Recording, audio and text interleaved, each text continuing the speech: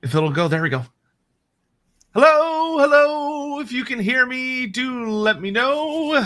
I would deeply appreciate it because I don't ever trust this thing. I feel like the one time I'm going to is the one time that it's gonna just fail and explode in on itself and yada yada yada. So if you can hear us and see us and everything's working, please do say, I don't know, anything of any sort. Indicating as such in the chat. It would be very well appreciated. But we're here for another Wednesday stream, and we're going to be doing another elf god.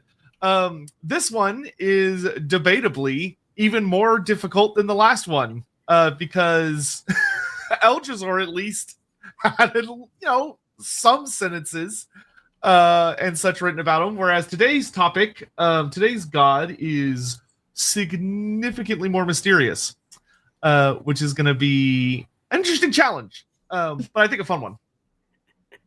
Yeah, there's a drought or a famine of related material. Actually, there's not much out there. So so clever.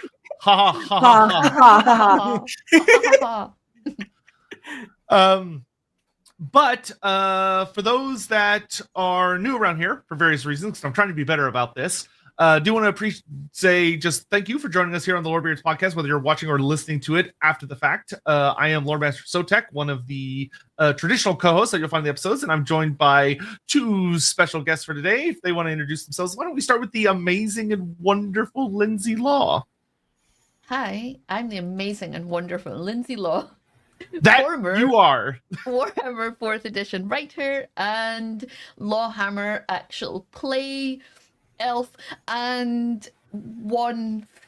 Is there 5 of us? Yeah, 1/4, 1/4 of Rookery Publications. A member of the Elite Four, absolutely. The Elite Four. And we're also joined by Vera. If you want to introduce yourself to anyone that might not know you. Yeah, hi, I'm Vera. I also am a 4th edition writer for Warhammer Fantasy. I work on the Old World RPG. I work on video games and cartoons as a writer. I do lots of stuff. Great and excellent. I'm going to give myself here just a second to. Oh no, he's still not here. I've got food that is showing up literally right. I was hoping it would be here like a few minutes before, but no, it's showing up almost immediately after the show started. It's almost here, so I will step away for a moment once that's close. But we're not quite there yet. But hopefully everyone's been having a good week and enjoying themselves out there. We're almost to the end of September, thankfully. Where I live, summer is officially, finally over. And thank God. It's been, it feels like it's just dragged on and on and on and on and on this year. And Archmadeus, I'm sorry to hear that. I hope your house is okay. That's very unfortunate. I think is today the last day in where I am that there's more sunlight than darkness. So I'm thinking that it's like the equinox. No, I'm good, thank you. Do you know what? I was out for dinner with my day job work team, and I had Texas barbecue. So just FYI, yeah. I'm very curious how Texas barbecue holds up. Over there. I mean, I'm sure it was fine, to be honest. It didn't come all the way from Texas, to be fair. Like, they made it on site. Yeah. Otherwise, it would just be a pile of rot. Yeah, that would probably not be a good thing. It was good. It came with some kind of, like, gravy thing, which was really sweet, and some kind of, like, bean side. Probably. It was, like, pork belly and brisket and stuff. It was good. And then I had candy like floss. So cream gravy and... I imagine it was just baked beans, probably. It was like, but not like our baked beans, not like Heinz baked beans. It was like multiple kinds of beans, and they were spicy. Oh, okay. Well, that's but not really spicy. Okay, that's I don't even know what that would be then. If you say beans for barbecue, for us, it's usually just baked beans out of a can. It sounds good though. I'm envious. All I've had today is like 24 chicken nuggets and like a whole sit-down thing of it. It wasn't a cream gravy, to the person in the chat. It was like a rich, dark sort of, or maybe cream gravy is a different thing in America, but here cream gravy would have cream in it. It was just like, anyway, it doesn't really matter. Like, I mean, listen, we will have accomplished our goal if everyone leaves the stream hungry. That should be a core facet of it. But in any event, we'll go ahead and just grab any super chats that came in here early at the beginning, and then we'll check in on how everybody's week went, and then we'll get into intro and stuff as I grab my food. This is not in English, but it is aimed at Vera. It's Italian, right? If only Sage was here. Yeah, I think what he's saying is that there's a character by the name of Galjeet in their D&D campaign that I resemble, which is a bellissima coincidenza. So I'm glad to hear it. Yay! Well, thank you for that, Antonio. I'm glad they figured it out, because I think I recognized a whopping 6 words in that. Maybe. Necromancer Cobalt, good to see you. Can't wait to learn about the lesser, skinnier version of the Great Maw. Or would Estreuth be the god to connect the ogres and the elves diplomatically? I don't think the ogres would like him or her or it at all in the slightest. The ogres would probably very much despise Estreuth, whose name I've also been pronouncing wrong for so long, because for the longest time I kept convincing myself it was Estreuth. But no, it's Estreuth or Estreuth, one of those, which, to be fair, does sound slightly more Elven. But I did the same thing. I did the same thing for a year. How are we saying it then? Estreuth. Yeah, sure, that works. To me, it just sounds like an Australian person announcing their surprise. But yeah, I don't think the ogres would want anything to do with this god. Especially, the Great Maw is not a god of... It's a god of hunger due to eternal hunger and gluttony, as opposed to a god of there is nothing. Like famine being everything has been exhausted or ruined or vanished. He's also... Estreuth also being not just a lord of famine, but also of drought as well. It's just the end of resources. He's also the herald. He's literally called the herald of drought and famine. And so you could say he's not actually a god of drought and famine. He heralds it. So you could argue that something comes before drought and famine, maybe feast and flood. That's very true. So you could take a different view. And my... maybe we could talk about how the 5 elven gods that escaped to the mortal realms, how they did that, why they did that, what they might manifest as, and maybe he would manifest as the Great Maw. Very interesting. Controversial, interesting. Let's see. Dumbo, really enjoying the old world RPG. Elgy, oi, oi, oi.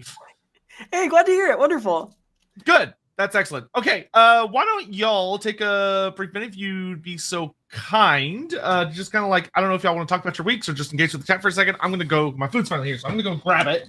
If y'all would just hold the fort for just a minute, I will be right back. Okay, we haven't had this super chat, have we? I've got the power. Finally caught live after a while. Take my money, we will. Thank you so much. Thanks, much. Well, how was your week, Lindsay? What did you get up to? My week is so busy. It's really a crazy week. I've got work, multiple jobs, work all over the place. I've got people's art shows to go to. I've got aerial classes. I was learning new different climbing techniques, which were great. Yeah, really good fun. But I'm so addicted to aerial. So I did it on Monday, and since then I've been I really want to try out that climb, but not many places you go just have ropes you can start climbing up. So sad. Sucks to be me. More places should, though. Just I know, right? Spots. Yeah. I do have a rope in my garden on the old swing set, but it's not quite long enough to actually use to practice. How about you? Also busy until this morning. Today has been rather relaxed, actually, which is nice. But I was doing voice acting Sunday, and then on Monday, I directed voice acting. I've been editing stuff. I've been teaching things. I've been doing meetings and discussions for planning purposes of various projects. But a whole thing. Today was relaxed, though, which is nice. Good. Alrighty. So with that, I'm glad you both had a good week. And Lindsay's right. We need more jungle gyms for adults in random places in the world, where people can just enjoy themselves. But let's go ahead and I'm going to BS my way through an intro, which is never going to sound as good as if Andy does it, because Andy just has some immaculate superpower for that. But I will do my best here. So, setting the baseline for Estreuth ultimately boils down to, for those that are unaware, the Elven gods have been through quite a bit of evolution in Warhammer. All through, if you go back to the earliest days, they did a lot of bouncing back and forth between 40k and fantasy, which is why there are a lot of strong similarities with 40k very much leading the charge. A lot of things where they established things like the Eldari paths and a lot of these other aspects that kind of started to bleed back into fantasy. But in the later editions of fantasy, notably 7th edition and 8th edition, fantasy really kind of went its own way and started to develop a significantly larger pantheon than the 40k version of the Eldari pantheon. And in 8th edition, it got huge, where we jumped up from, if you go back to like 6th edition, only having a handful of gods, to going up to around 22 when we hit 8th edition, not including the Ancients of the Forest. So it is a pretty packed little cast. Unfortunately, 8th edition was setting up the groundwork, it felt like, for a lot of potential things that could happen, with a lot of these new gods getting some pretty fun examinations. A lot of them got little lore blurbs when it came to various units that really expanded a lot of what the Elven Pantheon could be, and then the world blew up. But what little bits we do have about many of the gods that were added, notably in 8th edition, laid some really interesting potential threads that could be pulled at that never were. So we're going to have the fun of seeing what would happen if hypothetically we were to pull these said threads. A few weeks back, we actually did a stream where we tried to flesh out in detail Eldrazi, which was actually a really fun time and went some really, really interesting places. Eldrazi, though, of course, had the advantage that he actually was associated with several units, notably like the Sisters of Slaughter and the Eternal for the Dark Elves and the Eternal Guard for the Wood Elves, whereas today's god is significantly more mysterious. Estreuth is, most of his or hers story comes from a tale about what are known as the Elinili, or the Elinili, however you want to pronounce it.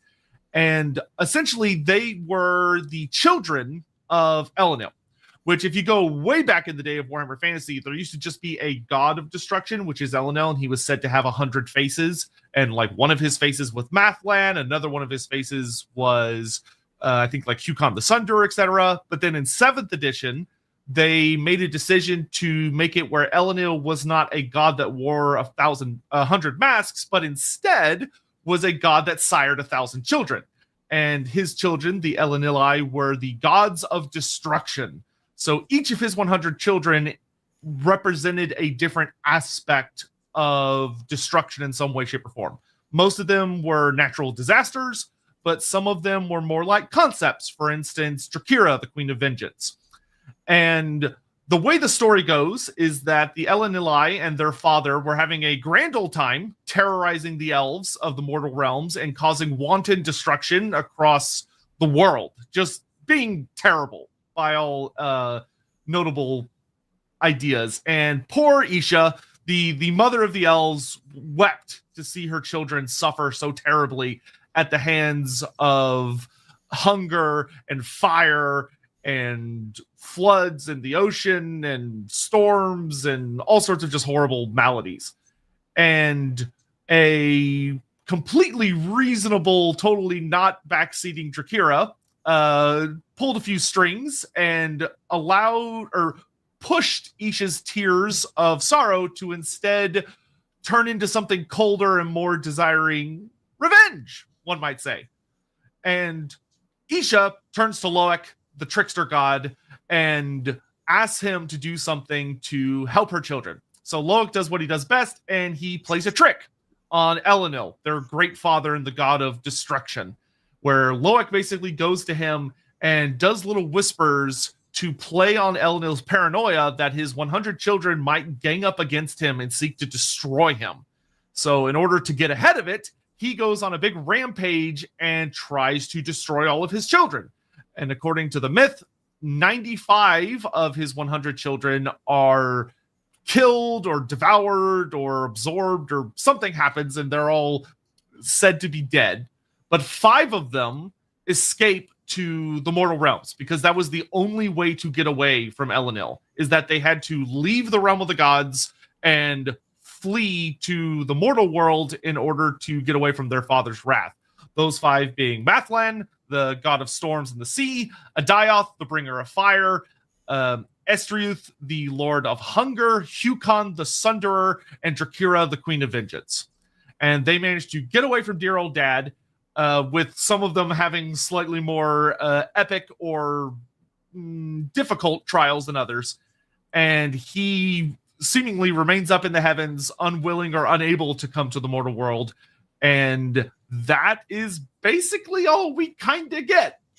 For Estreuth, as far as that story can confirm. We have quite a bit of stuff about like Adioth and Mathlan. Those are 2 particularly famous ones. But Estreuth and Hukon in particular are very, very mysterious. And very little is known about them.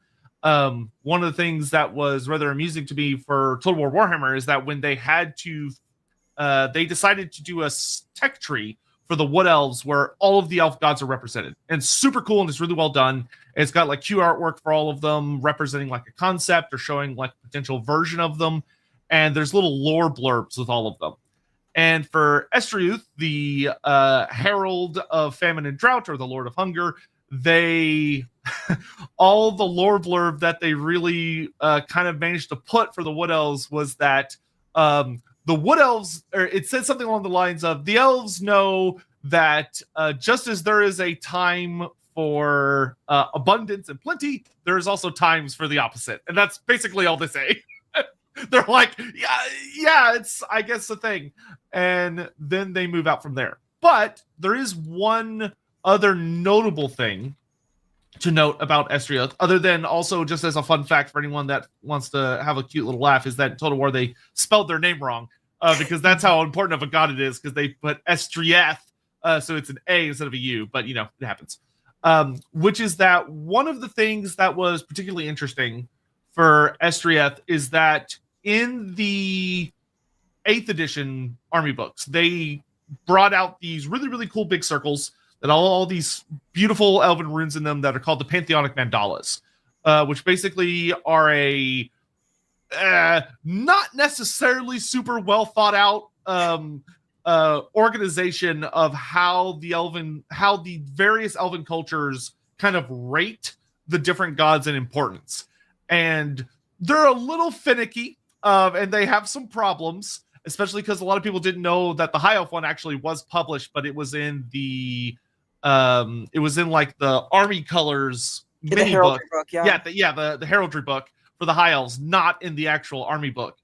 But in the Wood Elf book, the first 2 that are kind of tied in prominence are the Ancients, which are like the super ancient forest spirits like Durthu and such, and then Kurnos and Isha, because Arrow and Orion, obviously. But then in 3rd place is Estreuth, which is very interesting, but it probably will make sense once we get into talking about it, that the Wood Elves hold them in very, very high regard.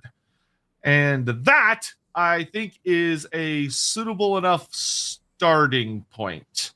Very, very short intro by the standards of how we normally do intros, but like I said, there's not a whole lot to say about Estreuth. Oh.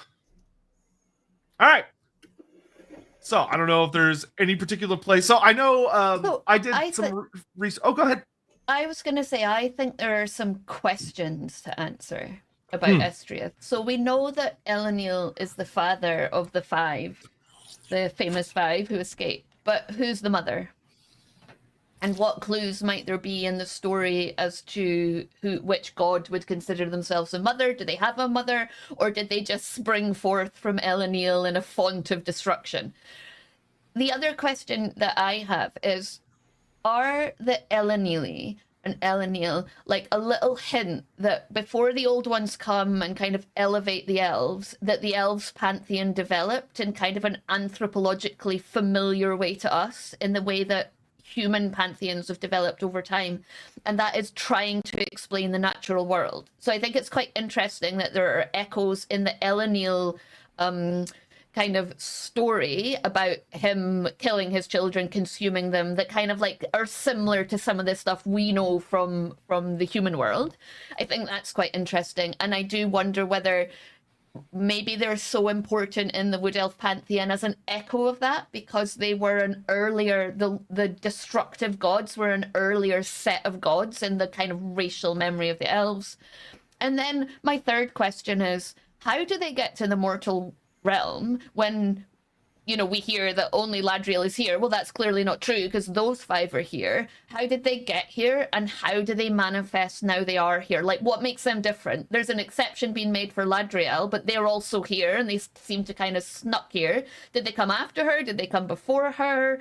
You know, she whisked one of them away, which we'll get to. Adaioth, did she do it for all of them? Is that why they're here? So there's loads of questions that the lore that we have, not so much about Estreuth, but about the other ones, prompt with me. And then the final question is, for me, which I've already mentioned, he's the herald of drought and famine, called the Lord of Hunger, but he's not actually necessarily the one that did it all. And is that what they all were? Were they all the heralds of their father, kind of like the Silver Surfer or something like that, where they're the ones that come to warn the elves, to say, our father is coming, and in this time he's coming in the guise of the strongest seas. You should run, you should seek high ground. So those are my thoughts. I've got more, but they're more controversial. Okay, I love those.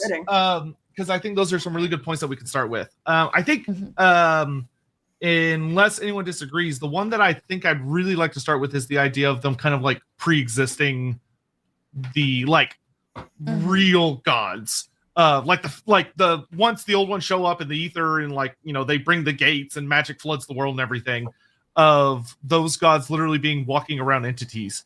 One of the things that I think reinforces that well is we do have notes that there were things worshipped as gods before the coming of the old ones, and before the coming of chaos. That there were various groups around the Warhammer world that did worship various concepts, just like in our world's history of like when you see something that's beyond comprehension, you're like, oh well, that's a volcano blowing up. Obviously, God is pissed.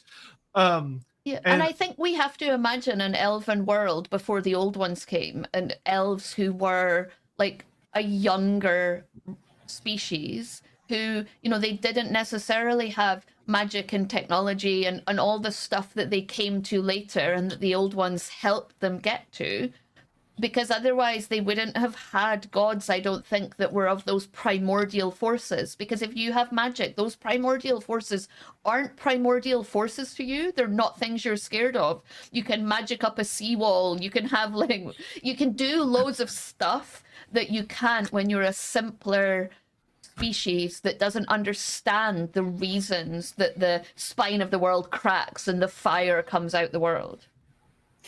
Well, it sounds like that world was quite arduous too. I mean, I can't even imagine 95 other kinds of disaster. It's a pretty wide range of horrible things, right? Yeah. Yeah, and one of the things at the mercy of nature is what it says to me, that's what the elves were before, in the before times. Yeah, well, especially if we keep in mind that the old ones are said to raise up a lot of these species, perfect them from the old one standards. But there's always kind of been that implication that a lot of them may not, like, they might very well not have just been like animals, but like fully sentient, already sapient species of their own that lived in other parts of the world and had developed kind of naturally of that. We know there was warm-blooded life. There were things like the Sky Titans predating the old ones, which are humanoid, even though they're absolutely titanic. And there's a bunch of like lost civilizations all over the world that have collapsed and been left in the dust. And one of the things that would be interesting for the elves in particular is that we know that when the old ones came, they gave them Ulthuan as a paradise, which means that before the old ones came, the precursors to the elves didn't have paradise. They were just out in that awful garbage where most of the world is a big set of ice sheets with an equatorial band, and it's awful. Like it's dragons and dragon ogres and giant insect monsters and the megalodons of the deep and all these other horrible things. And I agree very much with Lindsay that I think there could be a really strong argument that in some ways it's almost like a cultural PTSD of what times were like before the arrival of the old ones that has, through like just cultural memory and word of mouth, passed down throughout the ages. And of course, with the coming of like the ether and the gods, these entities could have very well evolved into being real. But by that point, maybe only the ones that the elves consider truly relevant, the forces that are still enough of a threat, where, you know, like volcano, like, you know, even if you've got decent wizards among you, there are ways that, you know, famines and droughts can still be a serious threat, or a volcano exploding with a die-off, or Mathland, of course, is very spooky. And I think there could be a really interesting thing there, that it's not necessarily that it could have been, and it's always a bit of a mystery whether these ancient elven myths are definitely 100% what happened, or if it's more kind of what Lindsay is suggesting. It's more like a how our world tells stories about, oh yeah, this is definitely what happened with Zeus and Kronos and all these other guys. Yeah, and I think there's a story, I think is it the opening of the Tome of Salvation from 2nd edition, which essentially says, yeah, it's both, in a way that humans don't understand. So it's written by a lore master, and he basically says, so did the old ones create the elves and or did the elves, are the elves the children of the gods, or did the elves create the gods? And he's like, yeah, that's right.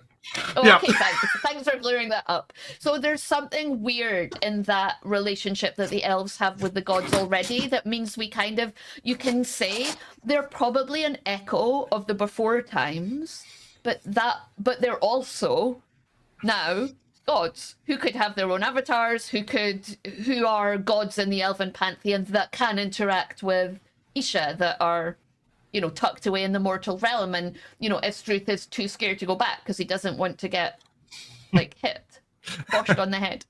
Elves giving a straightforward answer? Yeah. Impossible. I mean, from the elves' perspective, it was a straightforward answer. Yeah. They simply said, yeah, it's both. Yeah. It's not his fault the human doesn't get it. Yeah, I'm glad you understand it's both. Yeah. Vera, is there anything you want to add on that from, like, maybe more of like an anthropological angle or anything? Or do you want to just hop on to the next one? No, I think there's something to this. I think that assuredly the reason that the prominence is so great in Athel has to do with being pulled from that paradise into a world where hunger is very relevant suddenly. There are, of course, deities of hunger that exist. I think, like, Fama is like we get the word famine from a god of hunger, right? That comes from that root, right? Explaining away these horrible things is just part of the condition. We need to make sense of the world and so on. So having that anthropomorphized in a real deity makes perfect sense to me. I also think that it could be that Estreuth could be important in Athel because they feel more than Ulthuan and more than Nagaroth. They feel the impact of famine on the people around them. So if there's famine or drought, those people around them in the past have encroached upon the forest. So famine and drought affects them because it prompts war and attack on their forest in a way that it doesn't for the other elven subcultures. Well, I think it goes beyond even the people around them as well, because they have this natural bond with the forest itself. And when drought happens, the forest dies. And that is felt deeply. Like, that is something that affects everyone in that high realm. They are all deeply affected by this. And it does happen because the forest operates in its cycles and it sees any kind of weather that can be felt anywhere else in the known world. So the spirits will dry up and die in ways that aren't really felt elsewhere. I think there's also the argument that for the wood elves, it's really important, as much as drought and famine are terrible in a lot of ways, they are part of the natural cycle. Yep. Like, there are just times where just as nature is going to have seasons of plenty, there's going to be seasons where resources are scant, where, you know, in summer it's hotter and drier and it rains less. In winter, life is a lot more harsh. A lot of things are going to starve and die in winter. That's just the natural way the world works. I mean, there's nothing crazier than when you're watching like nature documentaries and they're talking about, like, oh yeah, this creature that you're watching, this little shrew or whatever, is out in the winter and it has to eat like 5 times its own body weight every day in winter, or it's going to starve to death. And you're like, okay. Yeah, and it's not to say that Nagaroth doesn't have hunger, like it's the land of chill, right? But in Nagaroth, the Druchi are much more self-determined. They're much less likely to be like, well, we respect the cycles of nature. They'll be like, hop on the Black Ark and let's go raiding somewhere hotter. Let's go and get some food. Like, it's something about that cycle, that it's a natural cycle. Like, you're right, like even snow is drought in some ways because and vice versa. So yeah. Yeah, the hunger in Nagaroth is almost by design, right? Like, it's a feature. Exactly. Great. Yeah. So they're like, well, we're not going to worship you. I just think, obviously they worship him, but not in the same respect for that cycle that I think maybe the Athelorn would else. I kind of wonder if it ties into what Lindsay was saying earlier. If he's a herald, then as opposed to like the direct cause, but more of a warning, that the Dark Elves, because of their use of Dar and slavery and all these things, they just don't really care as much because they will abuse the resources they have in order to avoid it. Whereas for the Wood Elves and the High Elves, there might be, the Wood Elves especially, it might be that there's more of a respect that certain things have to happen, that certain cycles have to be acknowledged and allowed to go through, even if it's harsh. Yeah, and I would say, like, if you think about the connection between Nurgle and abundance, you could argue that famine and drought, you know, like if you think about in the real world, like fire can help regenerate a forest, right? If you only ever have abundance, then what you get is potentially a world that gets quite sick, it gets quite ill, like Nurgle creeps in, Solanesh and excess creep in. So perhaps drought and famine are a natural part of the cycle of life, that if you reject them, in the Warhammer world, you get something quite bad because Nurgle creeps in, like disease can run rampant in that time of plenty. I think that's actually a very, very good point. Because Estreuth, although it is a god of destruction, and if it's running rampant, obviously that would be bad. Like if Estreuth is out of balance and is going absolutely crazy, then that would be terrible. But it does really feel like it is a very natural component of, if it's not respected, things can get ugly, which I think, Lindsay, once again, that I really, really do think that leans heavily into why they operate as a herald as opposed to the other siblings, which aren't usually called heralds. They're more of like embodiments. Yeah. If he is, it could be that their heraldry doubles up as not only is it a warning of that hard times are coming, but also a warning that hard times need to come. Yeah. It begs the question to me, and we can get into this later, but like of what a acolyte, a believer looks like. Because I like to think that the elves generally resemble the deities they hold as really important, right? They seem to take on that aspect. And in this case, maybe that means they're cautioning others. They're I'm getting real prepper vibes from. Ooh. Yeah, I know that's like lighthearted, but yeah, I am getting kind of prepper vibes, like that kind of, like the herald, the caution. You know what they remind me of? It reminds me of the sects of humans who worship Ulrich and look forward to Evernacht, and they're like destroying food stores to warn people to help them prepare for Evernacht. So you could see like an echo of that in the Elven. So is it preppers or is it people who are constantly destroying stuff? Sort of a eco terrorist. So I think the next one that would be good to dive into would be, I think, discussing the Elenili or the Elenili for a moment is also worth examining as far as what are they exactly in relation to their father? Like, do they have a mother? Of like, is, because hypothetically Elenil could have had his 100 children with 100 different mothers, or they could also just not have mothers and just be split from him. It's a bit of a messy story in the sense that it quite literally evolves from 6th edition to 7th of being a god who simply has different guises and faces to now it's a god that has children. That way they could tie in the whole story where he kind of goes on that Kronos like rampage. And I don't know which one would work better, to be honest. Like, I have a hard time imagining who would be the mother of so many. Because I can't think of someone in the Elven pantheon that kind of has that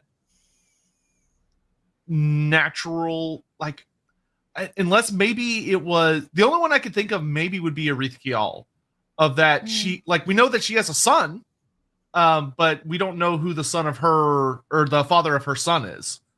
And she is she kind of has that mother of monsters vibe in a lot of ways. Because she is absolutely terrifying. If we're gonna see the Elenili as these manifestations of natural forces, Isha could be an option for the mother because she is this maternal figure, and also it makes her ultimate decision to have them destroyed interesting. Yeah, that would kind of have a fun spin on when you think about how nature works. That a lot of creatures, a lot of animals in the world. One of the things that you see a lot on nature documentaries is that when like a new male moves in to take over like a pride of lions or a group, they will try to like kill all of the children of rival partners. The idea that maybe what set off Elenil's path of destruction was the children of Isha and Kurnos, and seeing them as a threat. Well, I quite like the idea that Isha's the mother and Elenil, and that because she's fecund, she's the mother goddess, and she's prominent in the story. And I think if you think about Drakira and Drakira's vengeance comes with a cost. Like, Drakira's the one that like turns Isha's grief at what's happening to her elven children, so her other children, into a weapon. But Isha doesn't want the Elenili to be killed. She just wants them to be stopped. And Drakira, with her shaping of the vengeance, the tears into vengeance, and Loek with his trick, is what makes them killed. And I think that really fits in with the myth of Isha and her tears. She wanted them to be stopped to protect her other children, but in doing so, she actually caused the children of hers that were the children of nature, the natural forces, to be destroyed. And that would fit with the Drakira, you'll get your vengeance, but you'll be changed and it'll come with a cost for you.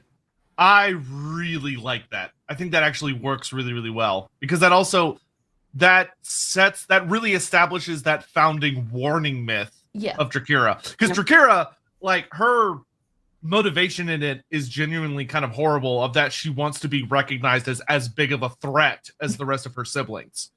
And so she concocts a scheme that kills the vast, 95% of them, which is awful, but she gets her point across.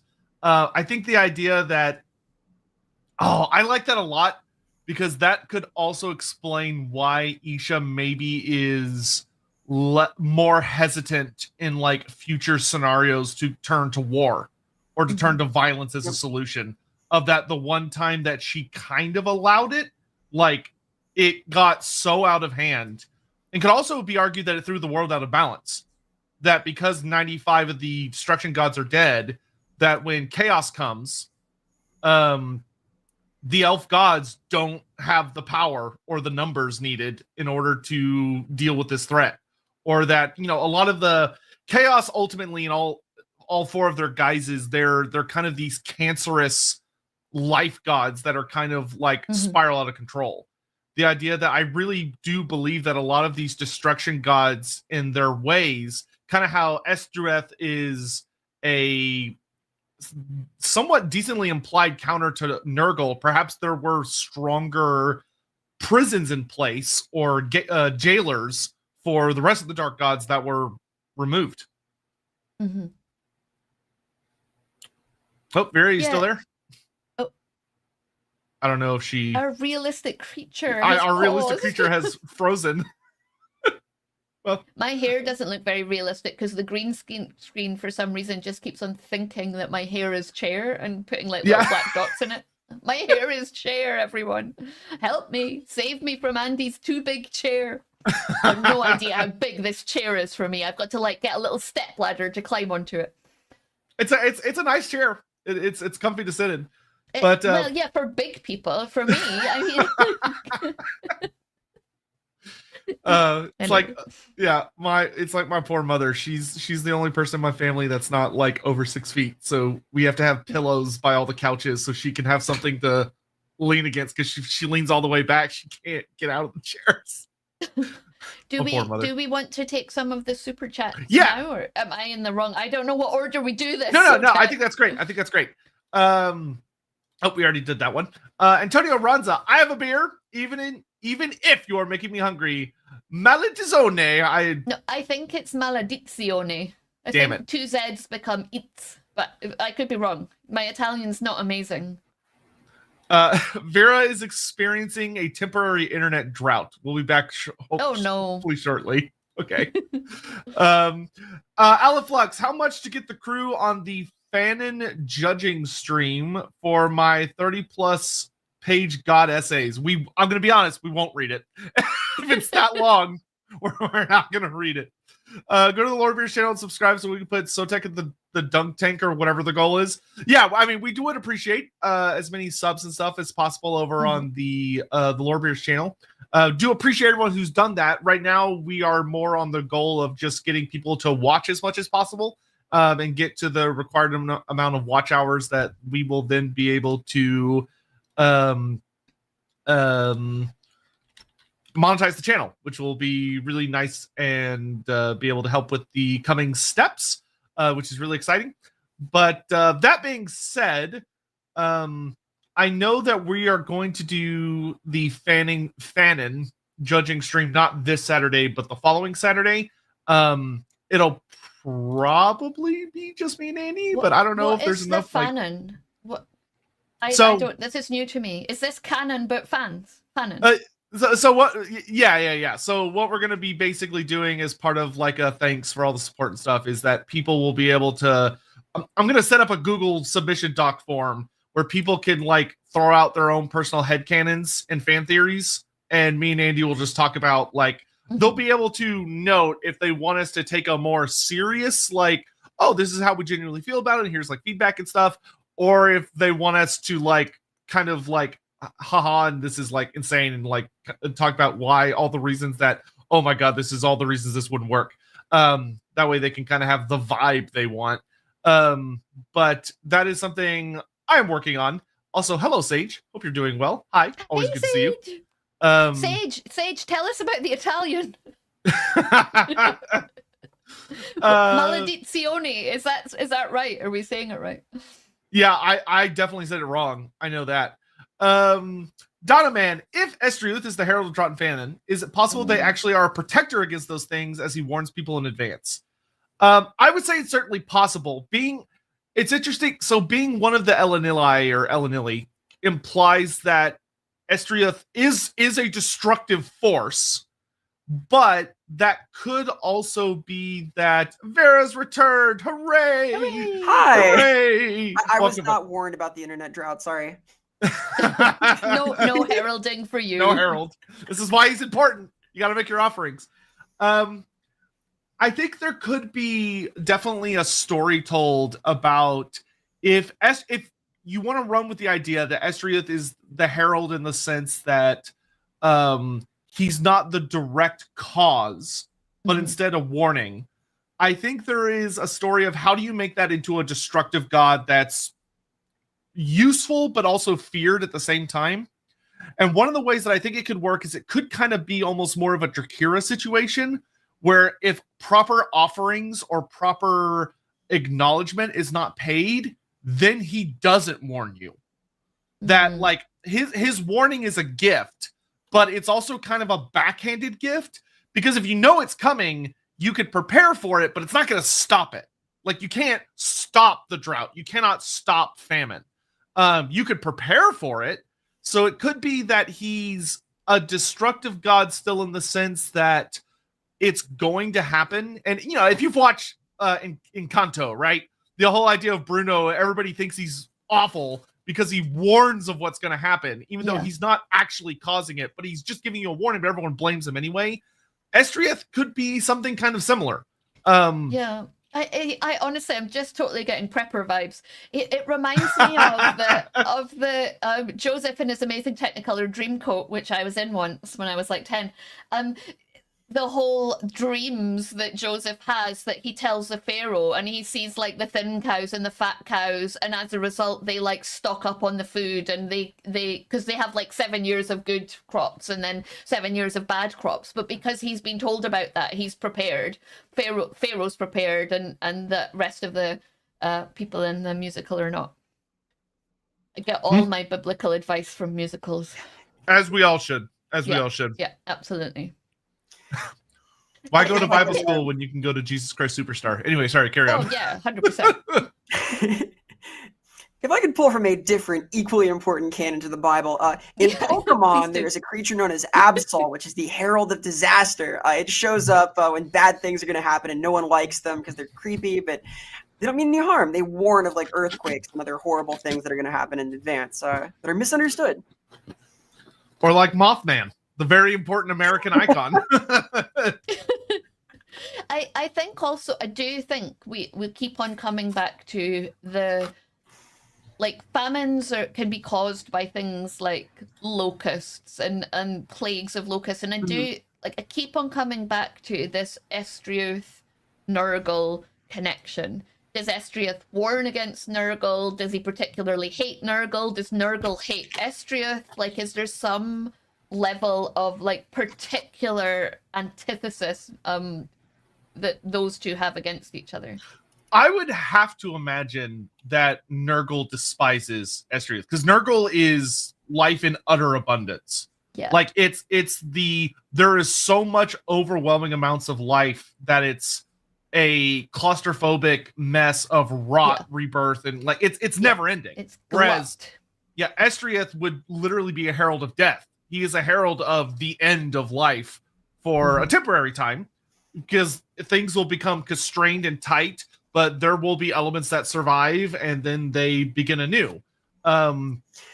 Sure, but Nurgle is also a god of despair, right? And insofar as this sort of famine and drought is part of a renewal, a cycle of renewal, Nurgle is also a god of cycles. So it might be more complicated than that, because like the distended stomach of someone who's starving in a desert is that feels like it aligns to Nurgle's project, right? Yeah. There's a good point there. I think there would be an interesting examination of like, well, Nurgle, as we all know, is like ultimately a perversion of the cycle as opposed to like a true upholder of it, which is why like the Wood Elves find him so particularly distasteful.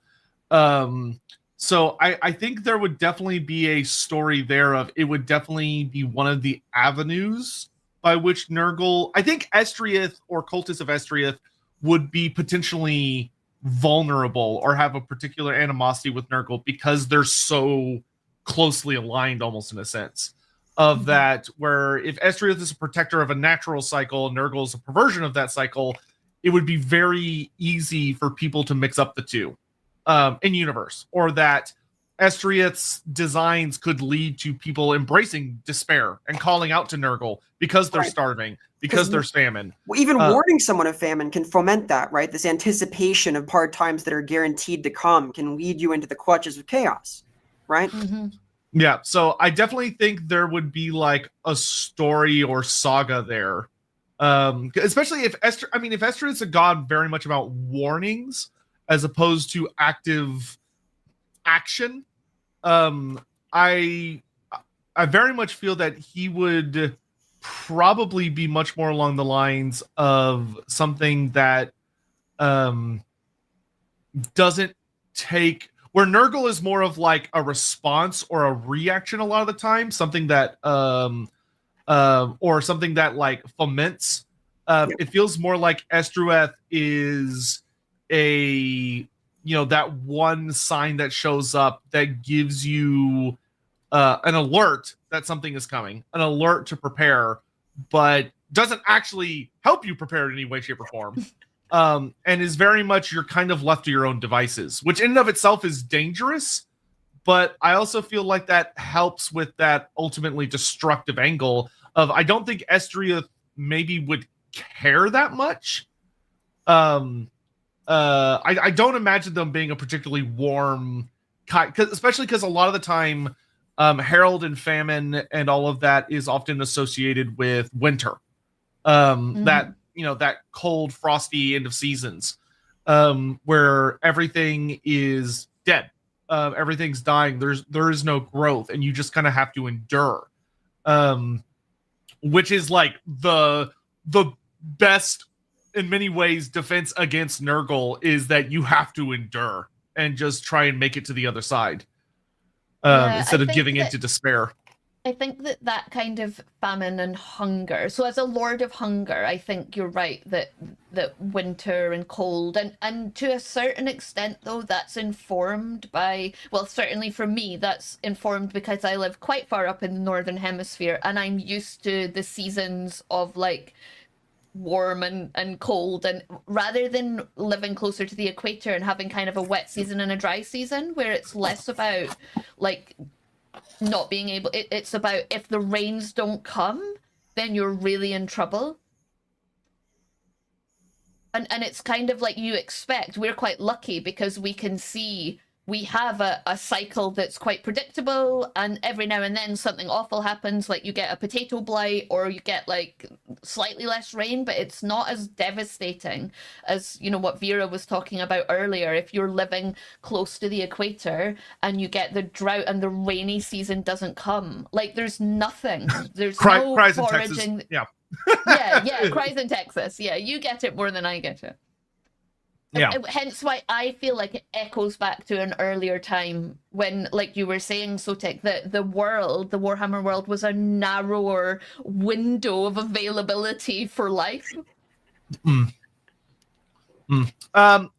right, let's grab a few more super chats and stuff, and then I think from there I'd like to dive into kind of the aspect of Estreuth coming to the mortal realms and what all that story implies and where they could be and all that stuff. Cinchmeister, Estreuth, are they from Yorkshire in Australia? Almost assuredly. Yeah. I mean, Australia is a place that deals with a lot of really nasty droughts and floods. Like, hey, man, that is a predicament for them throughout a lot of the year. Ricky Chapman, we could see Estreuth being heavily anti-Nurgle, famine, and drought, ruining his growing plagues. Yeah. Yeah. I mean, drought, it's interesting that drought and famine are often... It's interesting that if you're out in a more rural setting, they are often things that will bring an end to plague because life is dying out in droves. But in like a really cloistered, compact city, it can be a herald of plague, because there's so many people and they turn to really not advised methods in order to survive because it's just anything. And there's so much death and there's like bodies rotting and everything because there's not enough people to like get rid of the dead and all these other things, that it can lead to a notable amount of disease, which once again, I think it's unintended, but really important that he is a herald as opposed to a direct causer, because it's a warning to do something, to make the preparations. Like I agree very much with Lindsay about the whole Doomsday Prepper thing. Morning to Crescent. Elves, so perfect. The old ones stared at them and went to make ogres. I genuinely think there's an argument to be made about what the gods, the elven gods that came to the mortal realm, what they became when they smashed into the mortal realm. And I genuinely would say, could Estreuth be the Great Maw? Or have been smashed. Estreuth could have been there, and when the comet came, it could have smashed into the Lord of Hunger and done something absolutely terrible to him. So he like feeds out this like feeling of droughts coming, famines coming, and makes the ogres starving from then on. An unintended consequence. That is deeply, deeply possible. And something we'll get into just after this little next bit. Copatter said, there's a Greek myth about a king who fells a tree holding to Demeter. She gets the god of hunger, Limos, to curse him, so he eats himself. Could you tell a story like this in Warhammer with Isha and Estreuth? Yeah, very easily, I think. Yes, Wemos is the Greek name for the Roman god Fames, who I was talking about earlier, the one who inspired the word famine. Ah, okay, gotcha. Then, yeah. Do you know what you could actually tie that into? You could tie this into Isha and Loek's trick. So the trick that Loek plays on Elendil is to make him so hungry or to think, like, basically to eat his children. Because he sees them as part of himself. They're heralds of the things he brings anyway, and so he's just like consuming them back in. So you certainly could have that, some aspect of that with Isha, Loek, and Elendil and Estreuth. That could work really well, especially because Elendil, although he's not directly stated anywhere to be dead, he very much comes off as a not active force in the world anymore. Like, he's very rarely spoken about, and almost kind of he feels very Chronos-y, as in like he's contained somewhere or has died. And the idea that he could have very well eaten himself to death in an attempt to like reconstitute all the aspects of destruction would be interesting. There is perhaps an angle here where the surviving children are those who plotted against their father. Yeah, it could be. Yeah, like the ones that maybe tried to stand by him didn't end so well. No, he didn't want any of that at that point. Yeah, and that actually could work well, because we know Drakira was doing her own thing of trying to make her own rising star, and Adaya full on fights him. Yep. The God of Fire attempts to fight Elendil, and boy, does he get his ass whooped. There's motive. I think there's a source where there's some confusion over whether Mathlan is an aspect of Elendil that's worshipped by the elves, or whether Mathlan's separate. So in some tales, Mathlan is separate, and in others, Mathlan's just an aspect. So there's definitely confusion over the boundaries between Elendil and the children. Yep. Charles CK, are Elendil still very active in the now, even if they're still in the mortal realms, or sleepy time or sealed off or whatnot due to low magic? Well, Mathlan is ridiculously active. He's a busy boy, and Adayoth is also said to be fairly busy. There's many myths that he's he's beneath the volcanoes, and whenever a volcano erupts, it's him getting angry because he's trying to forge a sword capable of killing his father. And he's a horrible smith. So every time he fails, he gets angry and he throws the sword, and when he gets angry, a volcano goes off. So but they're not active in their entities like Ariel and Orion walking around the world. Like, true. That's active in the sense of the sea is bad and sometimes sinks your ships, and Mathlan's angry, and volcanoes gun a volcano. Yeah, Mathlan is the only one that I would say has any, and maybe Drakira. Those two seem to be reliably active in that they have like active heralds and like people that are their avatars. The other three are pretty, not as much. Avani DK, and I actually agree with Lindsay about Estreuth may be in the world, but not how we would expect them to be. I have a slightly different thing that I think he might have turned into. Avani DK, did the gods make the elves, or did the elves make the gods? Well, it's all a big ball of either timey-wimey stuff. yeah, basically. Amadeus, I connected the two dots meme. So Elendil is described as a mad god of destruction bent on devouring all his children. We're not sure of devouring. It just simply says that he attacked and killed his children. The only one who survived are on the mortal plane. You know, the only character driven by devouring gods, Morgr. It fits given what immeasurable dark spirit behind Morgr of disorder and chaos. In fact, Morgr could be a forced avatar. Elendil madly pushing through reality through the first living soul he finds. What do you think? That is not a terrible idea, actually. I like this in conjunction with the idea that Isha was the parent of the Elendili, because then this does drive to devour her avatar. It ties a nice bow on things, right? Yeah, that could work really well. Man, that would be really sinister if that was the case. because Morgur is very much a god of chaos, and the idea that Loic's trick may have been so unintentionally brutally effective that it causes Elendil to just fall. Like Elendil doesn't just rampage across his children, but that he falls and warps and debases into what Morgur is. He turns into like a god less of destruction in the sense of like destroying matter, but more of a god of destruction in the sense that he becomes a god of almost ruination and mutation. It can work. It's I think there are a little parts of it that would have to be massaged a little bit, but I definitely think that is a story you could absolutely argue after like just tweaking various bits. And Vera's right. It also would make Morgur's obsession with Athel Loren trying to get to Ariel in particular like notably more dramatic, which is great. We love drama. Super Orlok. Maybe they're a sort of I assume you mean Pazuzu, like deity in the modern Warhammer world for the Wood Elves. He is horrible, but he wards away malicious entities. Unless Pazu is something that I am not familiar with. I'm familiar with Pazuzu, but I'm not familiar with Pazu. Well, Pazuzu was also a god of drought, so yeah. So so I would say that very well could be the case, and that's something I personally would agree with, because I think as a destruction god, Estreuth should be not well liked. Or should be feared.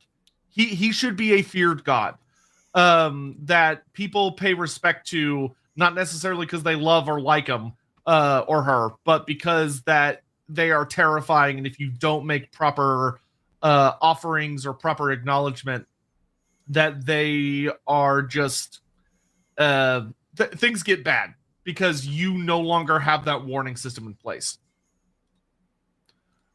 Aeromob, primordial force of nature, banished by having a tasty treat. Yeah. Amadeus, given how accurately the elven nature feels the winds of magic, would his faith/omen place an importance of the vortex and the years between the end times? Oh, okay. So you're saying that instead of it being famine and drought necessarily in the sense of just food and water, but also a magical sense of a famine of magic. Yeah, that's interesting. Yeah, there's something there. That would be really interesting because that would because I mean for the elves it would be important for them to know if there is an era coming where magic is going to be particularly weak, because that would be disastrous for the elves, and that can't happen. Like the winds of magic, there are times where it dies down. Yeah, although arguably they're in that famine right now, right? Because of the vortex. So yeah, I always like to go and look at the other subcultures too. So we've talked a little bit about the Wood Elves. We haven't talked much about the High Elves, and we haven't really talked about the God, their name just went out of my head, the Druchii. But maybe there's an element of their worship that's about smashing that vortex and getting rid of that famine of magic. Oh, that's a really interesting idea for the Dark Elves. Yeah. In particular. Yeah, so they worship him in a different way. They've got different, he heralded. He thought, along with some of the elves that thought it was a bad idea to do the vortex, because he's in the Kithrai, right? So he's in the underworld god. So that could be really interesting. Like the idea that he warned the elves that they shouldn't do this. That they shouldn't do it. That he was a herald of famine. This is going to be a famine. And maybe some people who followed Estreuth were like, no, we have to do it. So we have to starve out the Chaos Gods by having this famine of magic. And some people were like, no, we absolutely shouldn't starve out the Chaos Gods. We're starving ourselves, not them. And so you could have had his followers on both sides of that divide arguing with each other about what the right kind of famine was. Well, I see this dichotomy then between these worshippers who are more militant, perhaps more motivated to end and prevent famine actively, and the sort that wants to endure, like almost the sort of fasting style of follower, that kind of worship, which is more the high elven range, I think. Like I get this image there that your Aser worshiper of Estreuth would see some kind of beauty in perhaps denial, in that kind of pensive acceptance of sometimes having we'll live lacking. aesthetically. Yeah. Just thematically, it feels kind of right, because high elven society, for the most part, does not have a lot of want anymore. It's sort of forgotten these lessons. Yeah. Well, they've stayed in paradise. Yep. Yeah, and it would be interesting if, going back to what your question earlier, Vera, about like what do the followers look like? That the followers do look different in the different subcultures of elves, but specifically in Ulthuan, they look like aesthetic, Yep.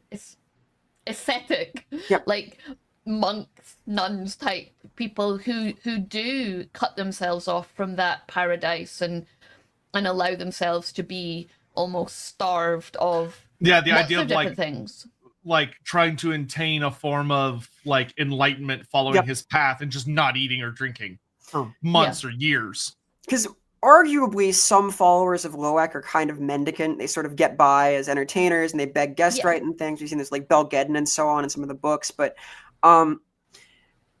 they're not denying themselves, right? Yeah. They don't think that that's a virtue. That's like what they're having to do, but they're not like, we're doing this to spiritually better ourselves. Yeah, one of the things that I think could lean really well into the idea, especially if there being this really, I think that would actually be a really unique story, especially around the Sundering of that it started back with the Vortex, where Estreuth maybe simply made a proclamation. Like simply declare that this would portend a famine of sorts, but he doesn't give judgment. He warns, but he doesn't say like in the sense that, oh, you should not let the vortex happen, or you should. He just simply gave a warning, and that's it. Yeah. And there's this falling out of what did he mean by that? Is he saying we shouldn't do it or that we should do it?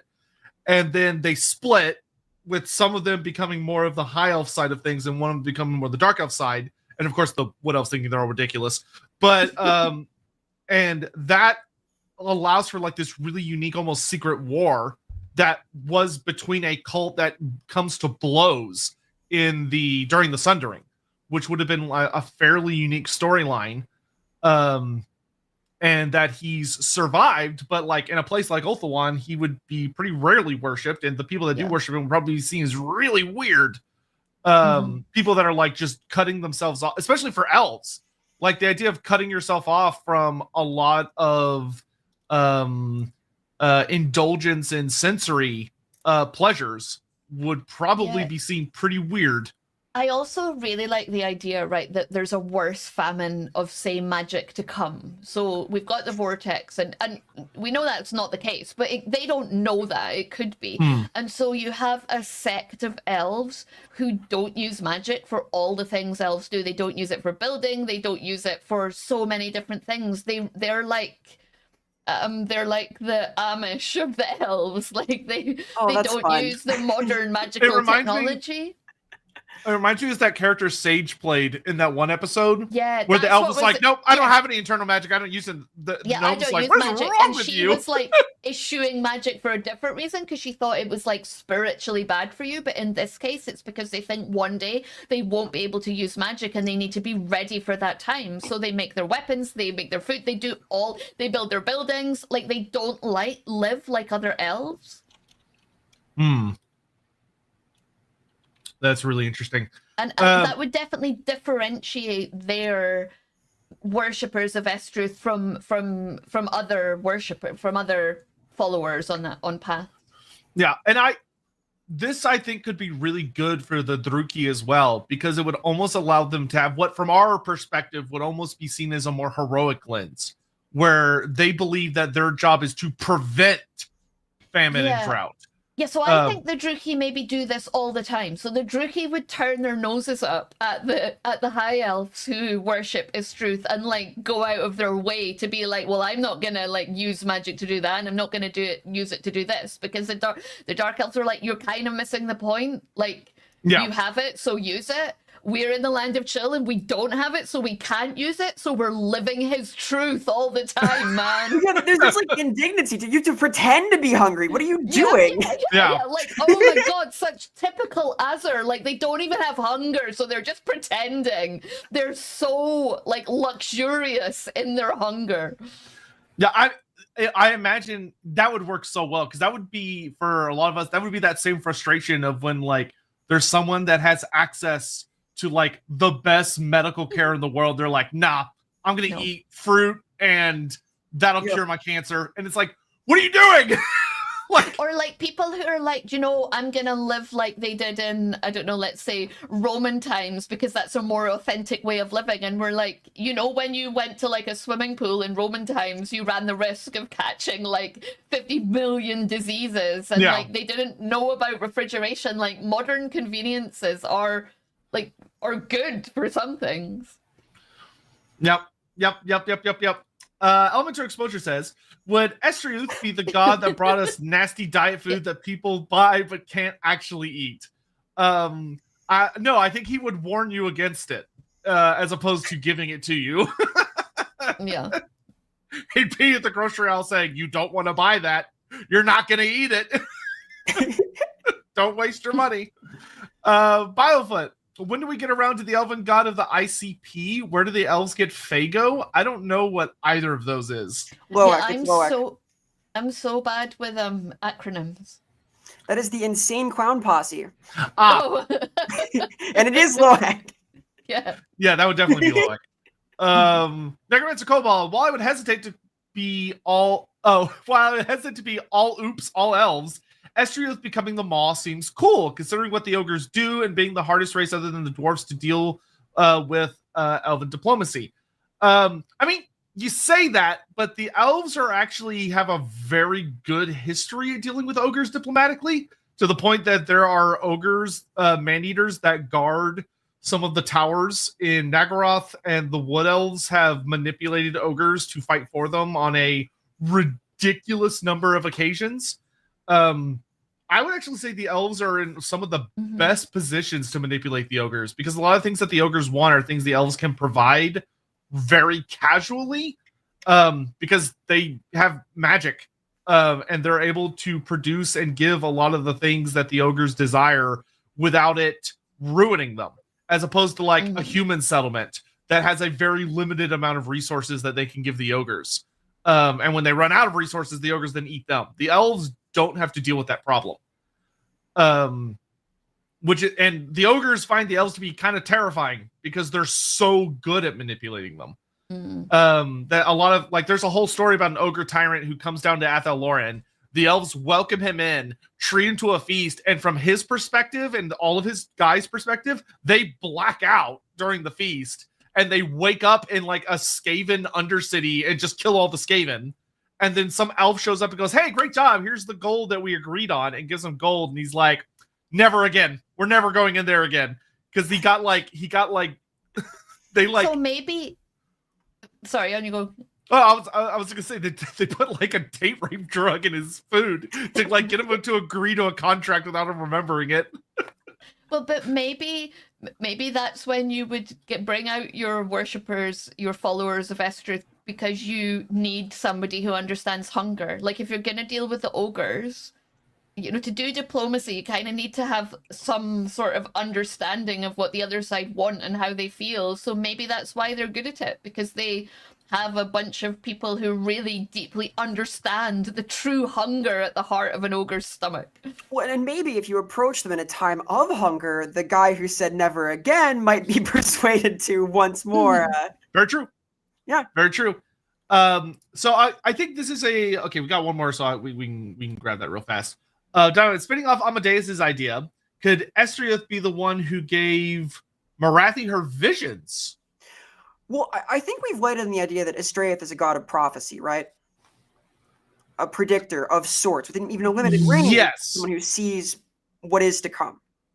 Yeah, or someone else tells him and he heralds. To me, a herald is someone who announces things on behalf of someone else. Yeah. So I think it's not so much that Estreuth gave Marathi her visions. It would be that someone else sees the future, and Estreuth, when it's in his domain, announces it.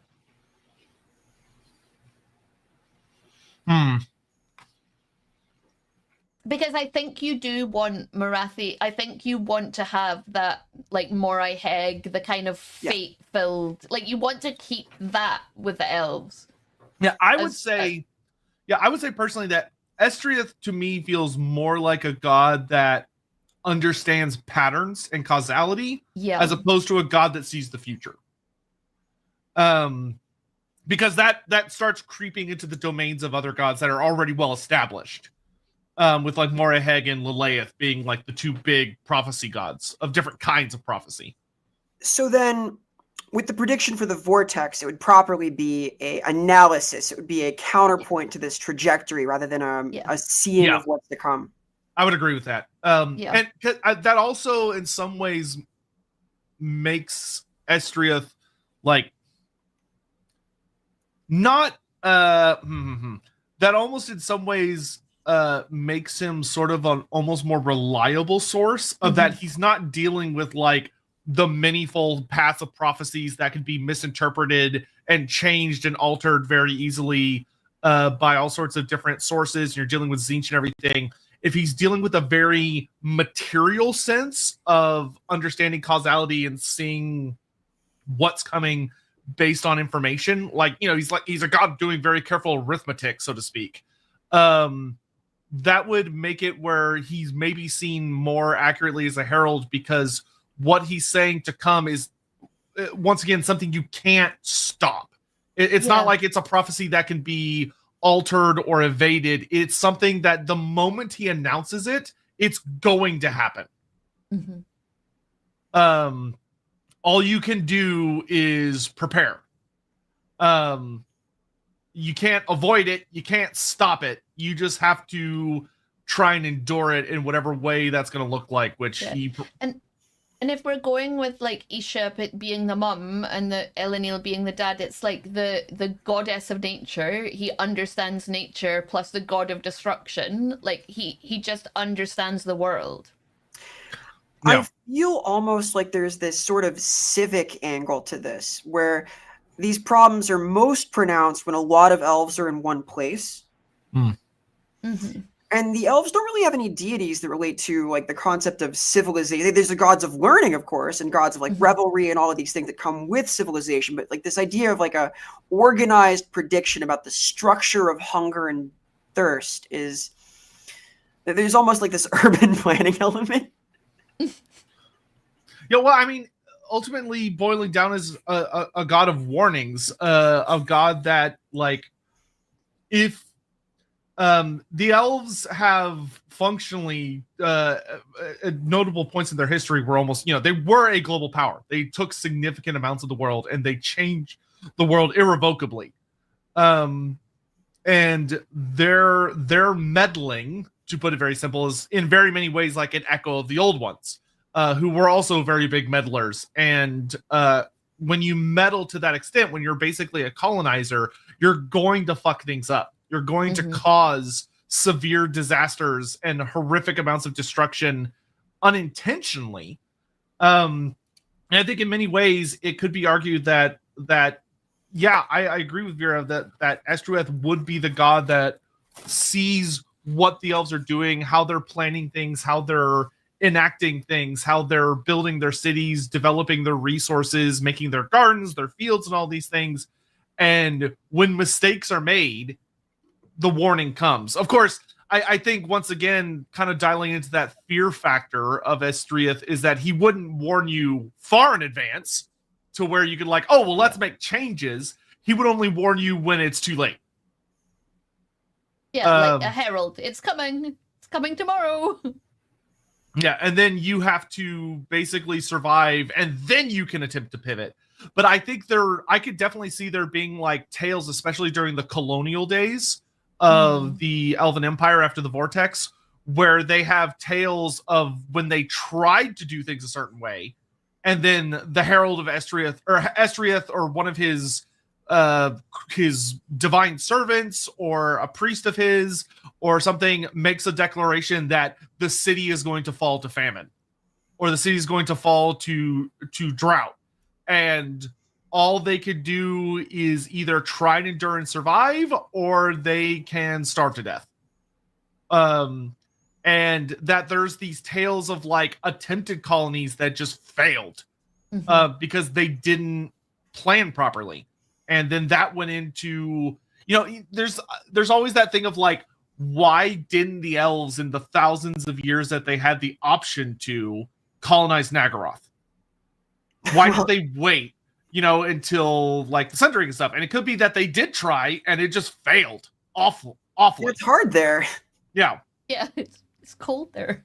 Yeah, and it sucks. And I think the idea that there's a story with Estreuth, every time they make these big mistakes, he shows up and heralds their disaster, and basically tells them that they failed, that the thing that the elves are supposed to do is learn from it. But it always comes at the cost of life. All of their rules, their laws about what to do and not do are written in the blood that Estreuth uses as his ink. Yeah, I do think, just thinking about Nagaroth and thinking about how Antarctica is like the biggest desert technically in the world, it is, right? Like, I do think that in Nagaroth they live, like, Estreuth doesn't need to come and like herald the drought and the famine, because it's just such a fact of their life, the way they live. They're sailing off, and he's just standing on the shores of Nagaroth, like, no. There's one of Snake ringing a bell all day. Yeah. Yeah. He finally got tired and left. So one of the things that we haven't discussed yet, but I think that we've been kind of hovering around a bit, is Estreuth leaving the Divine Realms and coming to the Mortal Realms. So for those unaware, there's this notable aspect that the vast majority of the gods of the Warhammer world live within the Ether, or the Divine Realms of the gods, the Realm of Chaos, yada, yada, yada. But there are several exceptions. And the reason they are rarely come to the mortal realm is a matter of debate. But one of the big things is that Ashurin, the Emperor of the Heavens, the divine creator who is said to be the king of the gods, at least according to the elves, but there's, shall we say, suspicious lines that suggest he might have even greater influence, basically decreed that the gods were no longer to go to the mortal realms. That they used to quite a bit. And then he basically makes a big decree saying they're no longer allowed to do that. And several gods are implied to disobey this, but among the Elven gods, they seem to almost entirely follow the rules. Though Ladriel, the Lady of Mist, is given this very unique exception where she's able to go to and from the Divine Realm to the Mortal Realm and back as she pleases. The reason why is not explained in the core text, because unfortunately there was supposed to be an expanded text we were supposed to get explaining why. That was really cool, and it didn't get released. Basically being that she's his wife. But the 5 Elenili gods fled to the mortal realm to escape from their father's wrath. And Adioth actually not doing so willingly. He tried to fight his dad, and then I think it was either Ladriel or Ladriel. Ladriel saves him. And I think that's significant because Ladriel's the one that's allowed. So it doesn't say that she whisks off the others, but you could certainly say if she's the one that's allowed and she was able to do it to Adioth, then did she do it for the other 4 too? Did she open the door? Yeah, I mean, that could very well be the case of that. Maybe because if all of them had been destroyed, it could have been that the elves would be without some without Mathland. Oh my gosh, the elves would be in a really, really bad place if they did not have a god that they can at least acquiesce to try and protect them at sea.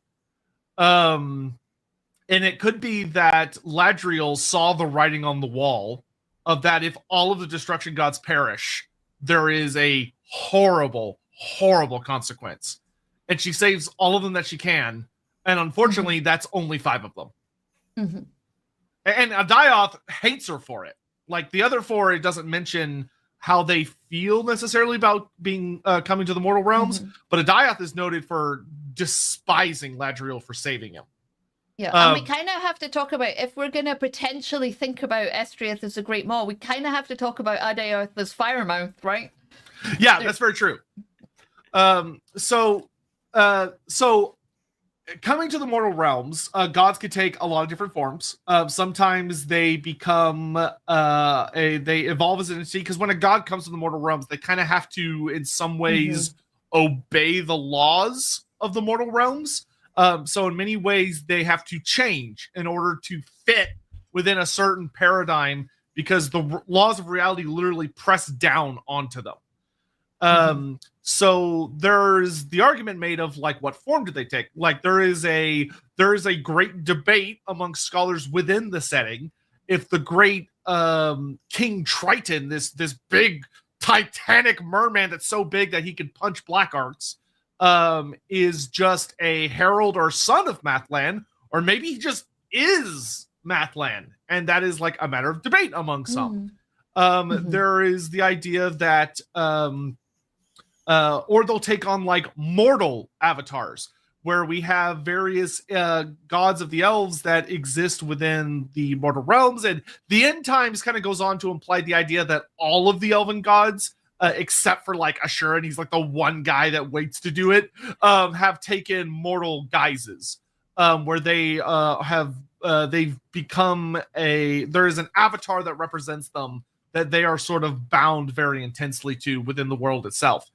But Lindsay's theory, which I'll allow her to kind of go into, is basically that Estreuth did escape to the mortal realms and was running around doing stuff, and then he got hit by a comet. Yeah, by a comet. Yeah. And they do, so Firemouth is like viewed as potentially the offspring of the maw as well, and I think that's relevant because Anath and Estreuth, obviously they're not offspring of each other, but they are related, so I think that...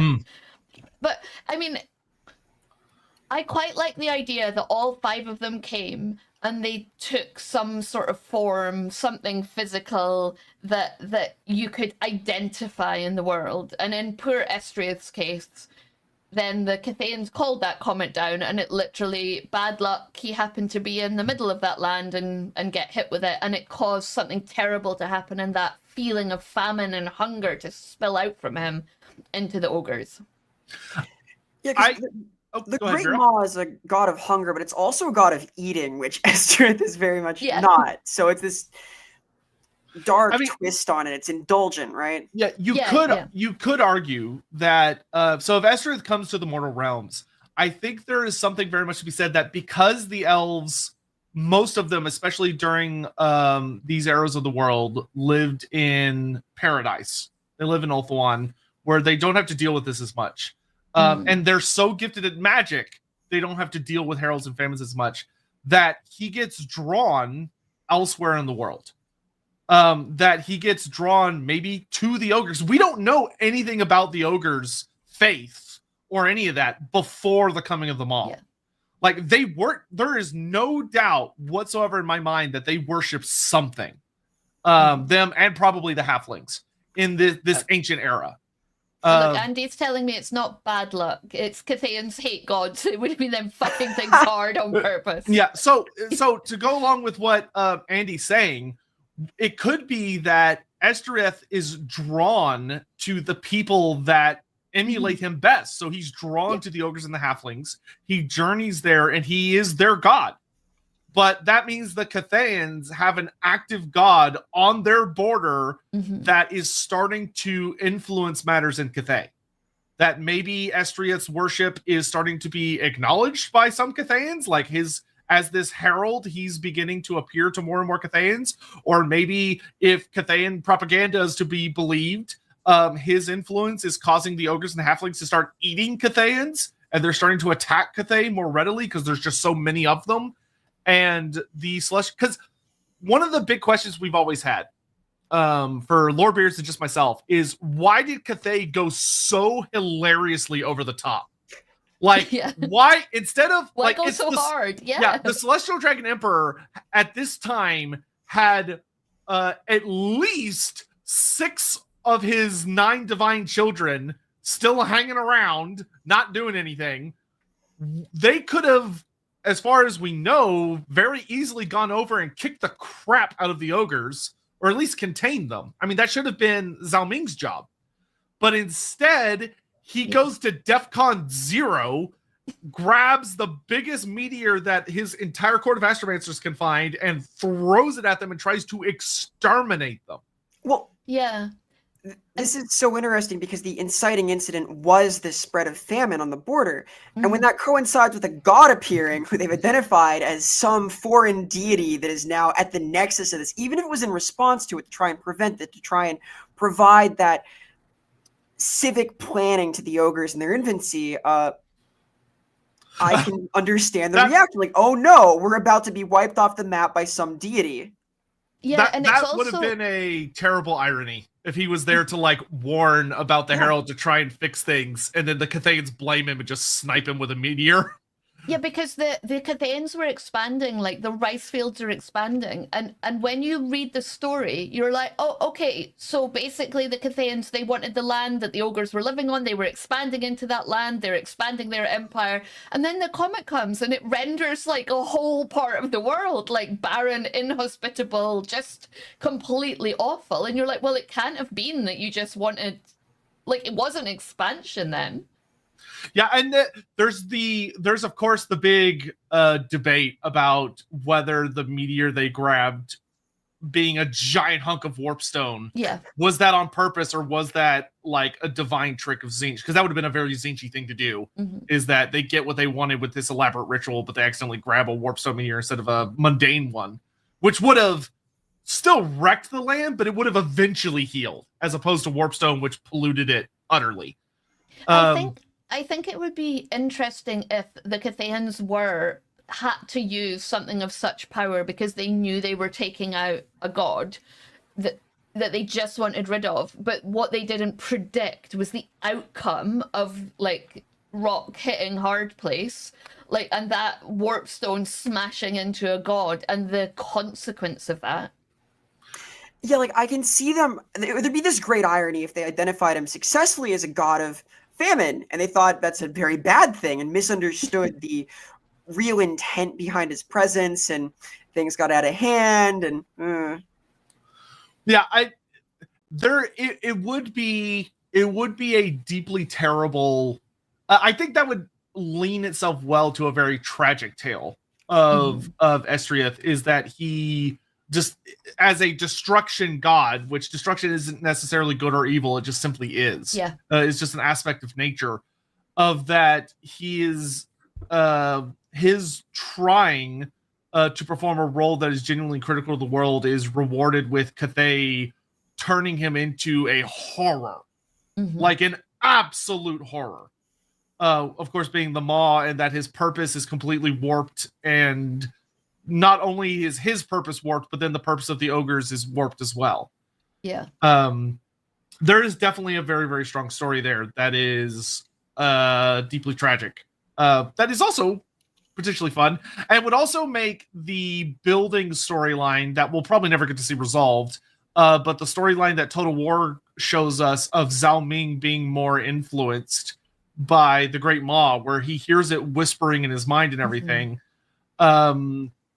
There would be a very strong sense of irony. And I think it would also in some ways explain that situation better, of that it's a little odd that the Great Maw, which is this like entity born of the hunger of the ogres, has developed like enough of a intelligent sentience that it's capable of doing like whispers and temptations, as opposed to just being like more like an ogre, where it's very blunt and hungry and kind of gross and just trying to devour everything around it. But there's something more intelligent beyond it.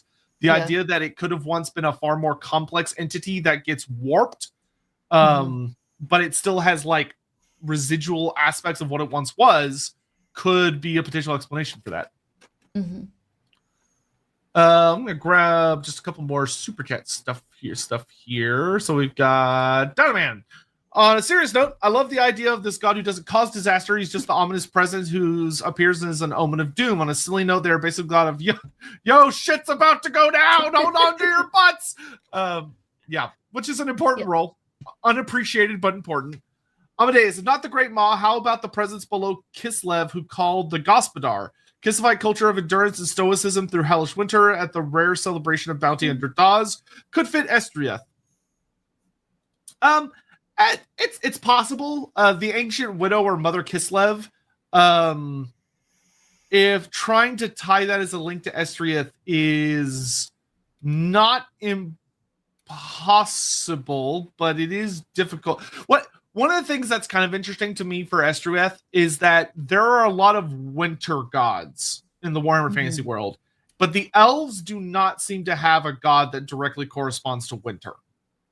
They don't have necessarily like a direct one-to-one for what appears to be like Ulrich, for instance, or Mother Kislev and all these things. And it could very well be that just in the time that we're dealing with the elves, Ulthuan doesn't really seem to have very strong winters. It seems as an island nation, the ocean kind of protects it from a lot of that.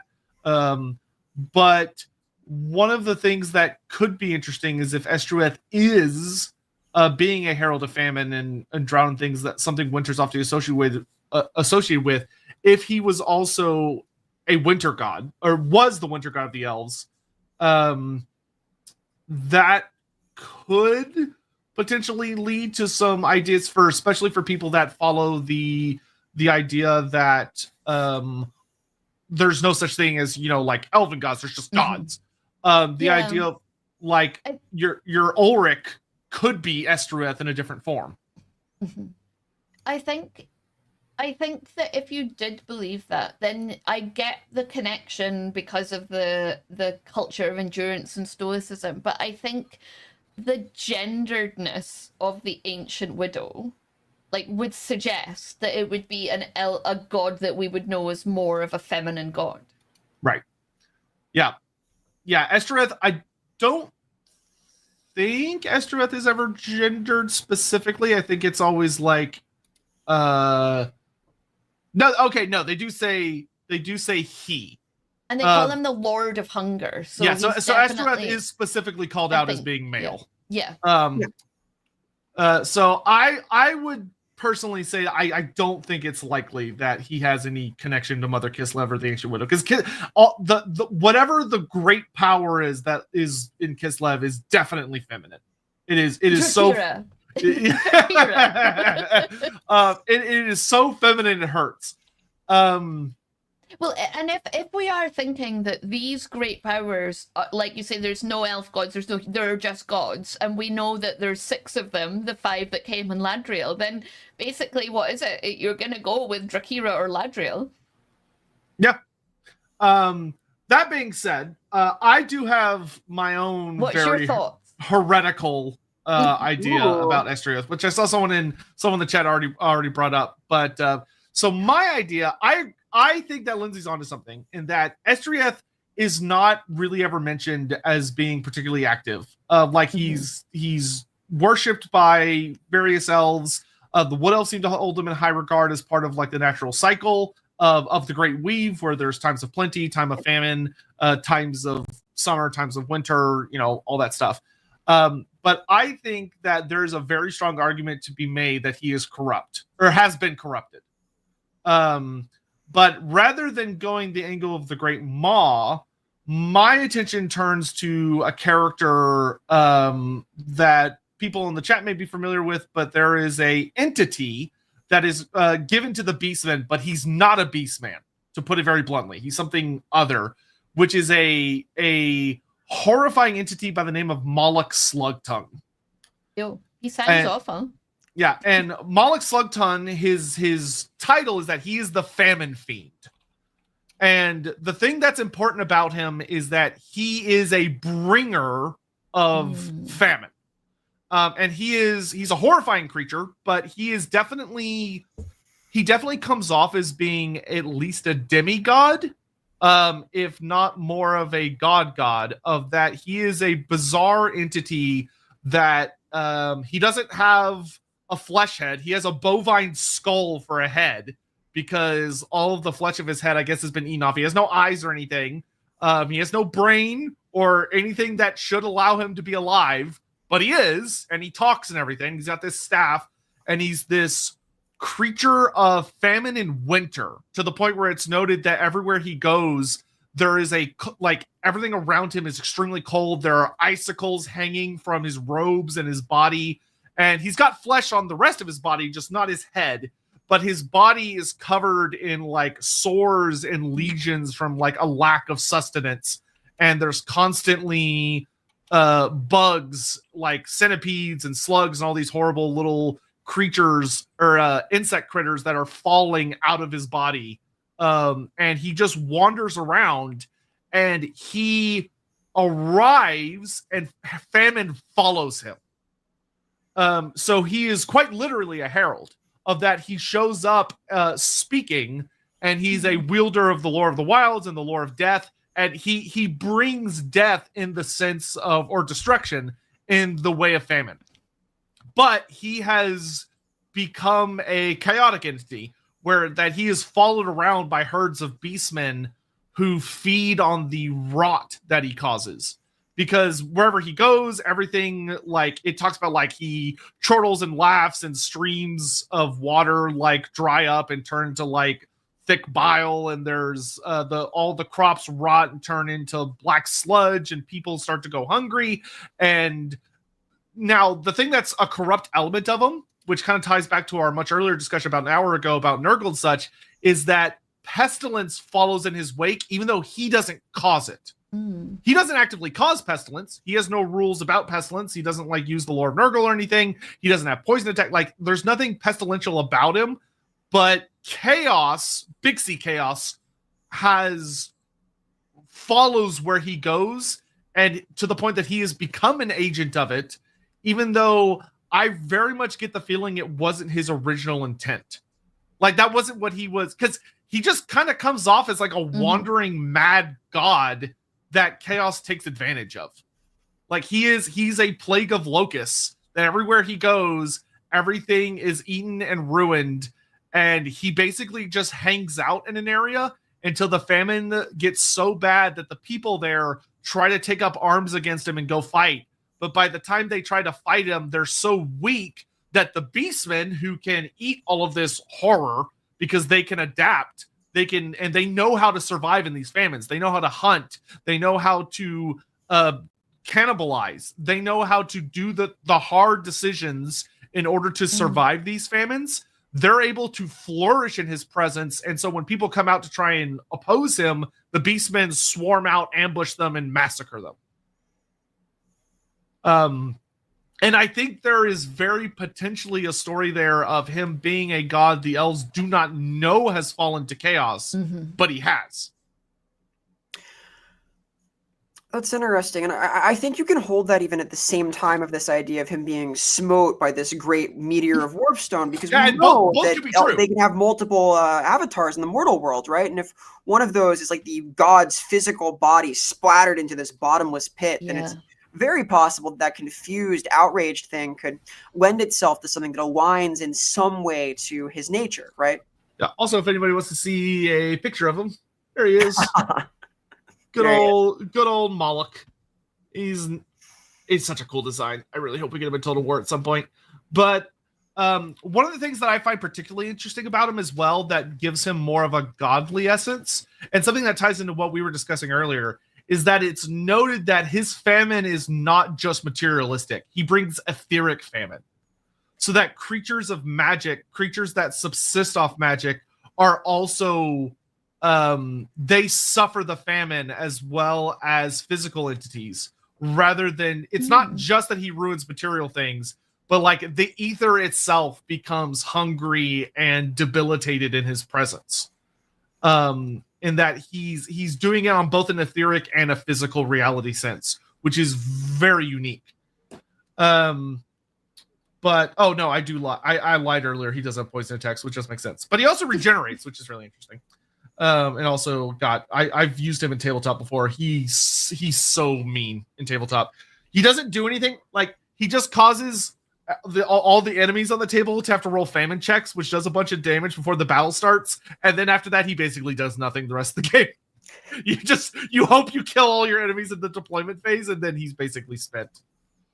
I mean, that checks out with him being a herald of famine, not like actually doing much once it happens. I do quite like what Vera suggested, like the link of them, that potentially the Great Maw and the comet is what pushed him over the edge. And that this creature is related to what happened there.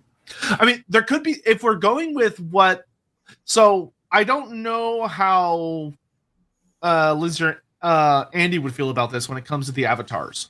But one of the things that one of the things one of the things that's I've always found curious about the avatars is the idea that they can, that it's not like all of the god is in that person. Yeah. It's like there's the god and then there's also the avatar. So the way I feel about this is that the god cannot fit all of themselves into a mortal vessel. So it is genuinely them, but it's as much as can fit. And in many cases, the god will build a better vessel. Like the whole process of creating Orion is about like making this better shape that can fit more of Kurnus, right? Which is traumatic and short-lived, but does work quite well. So that's an example of an avatar that can fit a lot of the deity. It really channels the essence of Kurnus, and there's some fragment of that year's Orion and some lesser shard of every Orion preceding it that's also mixed up in this figure. But I think that the amount of God that goes into the avatar might depend on suitability, might depend on how much they resemble them already, how great they are in their soul, and how much room there is for more. So a powerful, great Bray Shaman already tainted by chaos might be a completely unsuitable vessel that is only worsened by this shard of godhood. Yeah. So what I was going to say that it could be interesting is it could be that Slugtongue wasn't even originally a Bray Shaman, because we know that the majority of beastmen were just humans or other creatures that when chaos came they were warped and changed into what we now understand as beastmen. What I wonder could be the case is if Estreuth the god is the entity that is struck by and horribly mutated and borderline killed by the Warpstone meteor thrown by Cathay, what if Moloch was the avatar at the same time? Of that there's almost like a feedback loop or a negative loop that happens where the avatar that may have been an elf, like may have been just like some random elven sorcerer or archmage or something, goes through this horrific change as all of that terrible influence from all of that death and destruction and famine and the warping and Warpstone, which is just pure magic and chaos, feeds back through that loop and turns the avatar into Moloch.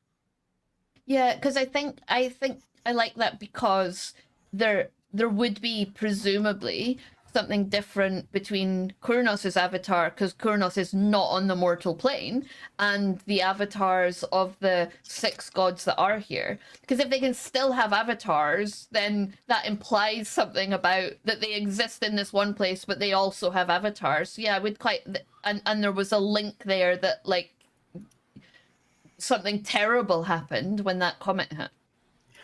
Yeah, and I would normally want to reject the idea of an elven beastman, but in this case, there's no like possible biological process that could lead to Moloch. Moloch is he's kind of like, he reminds me a lot of Moonclaw, where like Moonclaw is not a beastman, he is a thing. Yeah, like this isn't like a second puberty where they become bestial. This is the head is a skull now. This is a monster that vomits centipedes. It is no longer quite a physical thing in the same way, right? Yeah, because that would still give him the understanding of like, how does he have like a physical presence, and how is he like at least able to have tabletop rules and not just be like a literal god that's curb stomping everything. The idea being that it's a corrupt avatar as opposed to like the god itself. And showing just how horrific famine has become, where it's no longer the Warhammer World famines are no longer natural. They've been so horrifically corrupt, or corrupted by chaos. And I love the idea. I will say, I actually really, really like the idea that the Maw plays a core part of this, because then that means that basically, Grand Cathay corrupted and fucked up the concept of famine. Like, they turned the concept of famine from being a natural process that would maybe prevent something like the spread of Nurgle's decay and disease, instead to an agent of it. And that advances that idea of like how powerful forces and powerful civilizations of order in the world, because of their own greed and arrogance and pride, further the objectives of chaos and make chaos worse than it would have been otherwise. Yeah, absolutely. And actually Nurgle is like, if Nurgle would be like rubbing their hands in glee. Nurgle's gotta have hands to rub in glee. It's just, it fits too well. The Papa's gotta be constantly doing that. I just don't know if theoretically speaking he feels glee. Like, I mean, he said to Chortle, he's got to happy. He's got to be chuckling. Let me just grab a couple of more little super chats and stuff here. Cole Patterson, if you made a tabletop unit for Estreuth, what? So not including Moloch as a thing, but like, so talking about like for elves, right? If we were to make an elven unit similar to how like Eldrazor has the Sisters of Slaughter. I very much think that so I think it would depend on which elven culture you're dealing with. I think the Wood Elf, High Elf, and Dark Elves would have different interpretations. Kind of like how, like, you know, if you compare the Sisters of Slaughter versus the Eternal Guard, very, very different expressions of Eldrazor. But I think I would agree a lot with what Lindsay said earlier, that I think a High Elf unit of Estreuth would probably be they would probably be very bizarre looking, because they would look almost unhealthy. Like these very skinny but powerful elves that rely on, like, they have mastered themselves in like that preparation sense. Preparation for a world where they will have to struggle for every breath, struggle for every mouthful of food, and etc. That they have pushed themselves to such a limit that despite the fact that they look far skinnier than other elves, they're not wearing a lot of armor. It's mostly cloth and stuff, that they would probably be extremely dangerous because they have such a phenomenal control of their bodies. Like almost like a warrior monk type unit for the High Elves. I like the idea of this emaciated but incredibly powerful and sturdy elf. Yeah. Whereas, like, if you're dealing with the Dark Elves, I would see it very much as a unit that takes. Like a unit that uses like a form of magic that when they get into combat, they're literally sapping and stealing the life from their enemies as like more of like a preventative measure. Like I almost see like a unit of like warrior mages that when they're in combat with you, they literally leech some of your stats. So like you lose a point of strength and toughness when you're in combat with them, because they're literally inflicting famine and drought upon you in the sense that they're taking it for themselves. They're glutting themselves on what you have. Or in a more mundane tack, saboteurs, right? Just damaging supplies, ruining supply lines and caravans, starting the war before the battle begins. Oh, that would kind of be like an interesting like way to expand the concept of assassins, where there's like different branches or different paths, where like Cainite assassins are maybe all about like murder, obviously, but there could be like Estreuth assassins that are more about being causes of famine and drought, where they poison water, they destroy grain supplies, they burn down fields. Yep. That could make for a really interesting, compelling argument, I think. For the Azrai, for Wood Elves, I think it would definitely be, I think theirs would probably in some ways be like the spookiest or most powerful. I would see it very much being a winter themed unit, like a unit that they bring winter. They bring the frigid frost, and they come from, I can't remember, I think it's Adelwith, I think, which is the kingdom of winter. Like I would see them being a specialist unit that comes from there, and they very much bring the winter with them. Do you think this god could have an influence on Mourngulls and ghouls? That's an argument you can make. I think that's 100%, because famine brings cannibalism. It does. Yeah. To put it very bluntly. And Mourngulls especially are these creatures. We've spoken about Mourngulls before, especially back on the Ghoul stream. that they are frankly a much more faithful adaptation of the Wendigo, where it is people that are up in very cold places who become so driven by malice, because there has to be an aspect of malice. It's not just hunger, but there's something very angry and bitter and spiteful about them that refuses to die, but they turn to cannibalism. Because if you go watch the Ghoul stream, there's a lot of notes about how cannibalism under many circumstances will not result in ghouldom or turning into a Morgul.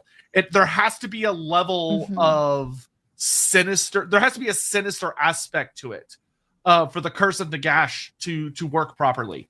But if you're running, continuing to kind of tie things together, because we love to do that on Lorebeards, even though some people may think it's crazy. But for Morguls especially, which are not ghouls, they're a completely unique concept. But they're these like horrific entities of winter and hunger. If you're running with the idea that we've been talking about, where Estreuth has been killed or warped, he's been horrifically mutated into something he was never intended to be, and his purpose has been distorted, that would make things like Morgul's a natural expression of how famine has been tainted. Of that, instead of it simply being that if you give in to famine and you eat others, instead of it simply being that that's it, you've survived, you've done the desperate thing, you've done what you had to do to survive, good job, you survived, where instead in the Warhammer world you're punished for it. You know, Nagash unleashed a curse upon it, where this should have been a godly domain. How was Nagash able to take basically an entire domain of a god and curse all of humanity? It could be because the guardian god that was supposed to be there was not there. And you know, that's really interesting idea. Yeah, so the idea that that when people suffer under famine and drought, and they do something in order to survive that is not the best, and it draws different actions have an etheric echo. So like when you do something in the Warhammer world, it causes an echo in the divine realms. Certain emotions cause echoes in divine realms, etc., etc. So when you do something that causes that echo that hits this warped, horrific entity that is now the god of famine, it turns its attention upon you, and you are warped. Yeah. You are mutated into a horror beyond recognition, whether that is Morgul's or whether that is Nagash exerting his own incredible influence to twist it to his ends, where you become Ghoulkin, or whether that's you become adherents of the Great Maw, or you're lost to cannibalism. I mean, think about how like Khorne, a lot of Warhammer literature as the world carried on, Khorne gets heavily associated with this concept of blood feasts, where people can fall into Khorne by eating other people out of desperation. Though Khorne does it through this like really perverse sense of violence and eating others in order to survive, but in these like really gory spectacles. And once again, it's because there's not that divine protection there, where like if you're losing yourself to battle lust, but you're doing it in the name of Cain or Sigmar or Ulrich, there is some divine protection that prevents you from falling to Khorne's influence. There's a safety net. You could fall through the net, but there's at least a net that's likely to catch you. Whereas with Estreuth, the argument here could be that the net's gone. I think that really rings true with what you've described there, that there's multiple ways in which you can eat things badly and it goes wrong in the Warhammer world. Like that's This lines up nicely somehow, doesn't it? Yeah, well, that would be the hope. Aaron Burr, where do Gorgers fit into this? Interestingly enough, I would very much make the argument that Gorgers are like the true children of Estreuth among the ogres. I mean, think about that. What ogres do is they literally, if a baby is born and it's too thin, it's too fragile, and looks like it's going to starve to death, they abandon it. They offer it to the earth. They take it down to the caves below their tribes, and they put it in the Warpstone caverns, and they leave it there to die. But they don't, because that hunger, that famine, evolves them into something else permanently. What I love about this angle is it makes the Great Maw into this like horrible transformation of benevolent interest, like this real desire. The ogres shouldn't be hungry, and it's gone about that in the most horrible way possible. They're just always eating. They're always cursed to eat more and more. I really love the idea that Estreuth came to teach the ogres how to curb their hunger. He came to teach them of the warnings of famine and the warnings of overeating, and for that he was punished because the Cathayans struck him. And in the way like the ogres might tell it, they might say that beforehand, like they weren't overeating, they were living in harmony with nature. They were following the herds. The Cathayans encroached upon their herd lands, and they ate the occasional Cathayan, they came into our hunt lands. How was I supposed to tell the difference between a young deer and a young Cathayan? And maybe Estreuth wasn't there necessarily to teach them about that. Estreuth was there, it was an echo of, they followed because it says, they followed the herds, they followed them north, they followed them south. They were living a hunter-gatherer life where they were following the rhythms of nature. Yeah, I mean, that story easily depends who you like. Do you believe Cathayan propaganda? Do you believe ogres propaganda? Yeah, for me, I could see it really easily being often what we learn about from a very skewed perspective of a lot of the clashes between the early natives of the Americas and colonialists, where the colonialists would set up a place to be like, this is my land now. You cannot come into my land because these are my things. And all of the natives being like, well, we just go where the herds go. And they're like, yeah, well, the herd's on my land, so you can't come here now. I think it's likely that, I think it's likely that they were experiencing hunger because ogre society started to do pretty well and then was encroached on. So you have more ogres and less space, and suddenly starvation sets in. And then Estreuth shows up to try and help, and the Cathayans don't like this. So things escalate even more from the conflicts that had already started. Yeah. Well, and it could very be if he's there to be the herald, that he's heralding that there is a time of famine coming because of... that would actually be a double layer of irony. Would be if Estreuth showed up to basically warn about the comet and the meteor, which is going to turn the whole thing into a famine hellhole, and then he gets hit by the thing that he was there to warn about. Because he was there, and the because he was there. Oh, that would be so Warhammer, though. I mean, that's a perfect etheric expression, especially because Estreuth would probably know what's going to happen, but it's his nature. He has to do it. Yeah, but would he actually? He probably wouldn't know. He would feel famine. He would feel compelled to go there. He would deliver the news, but he doesn't know that he's going to be the cause of it. It's almost like going to your own doom without knowing it, simply because your nature is to tell people that famine is coming. Yeah, and without his intervention, the situation was going to get worse anyway between the Cathayans and the ogres, because it was going to box them in until they were eating each other, which is terrible. And they started doing that anyway under his guidance. So, Well, Darius Rose, thanks so much for becoming a member. I really appreciate that. Thank you so much. Enjoy. You have a sexy, cool green name now. Diamond, isn't there something about how the Cathayans taught the ogres how to cook meat and then it went out of hand? Not that I recall. The ogres joined them for their fight against chaos. So the ogres were on their team and were their allies.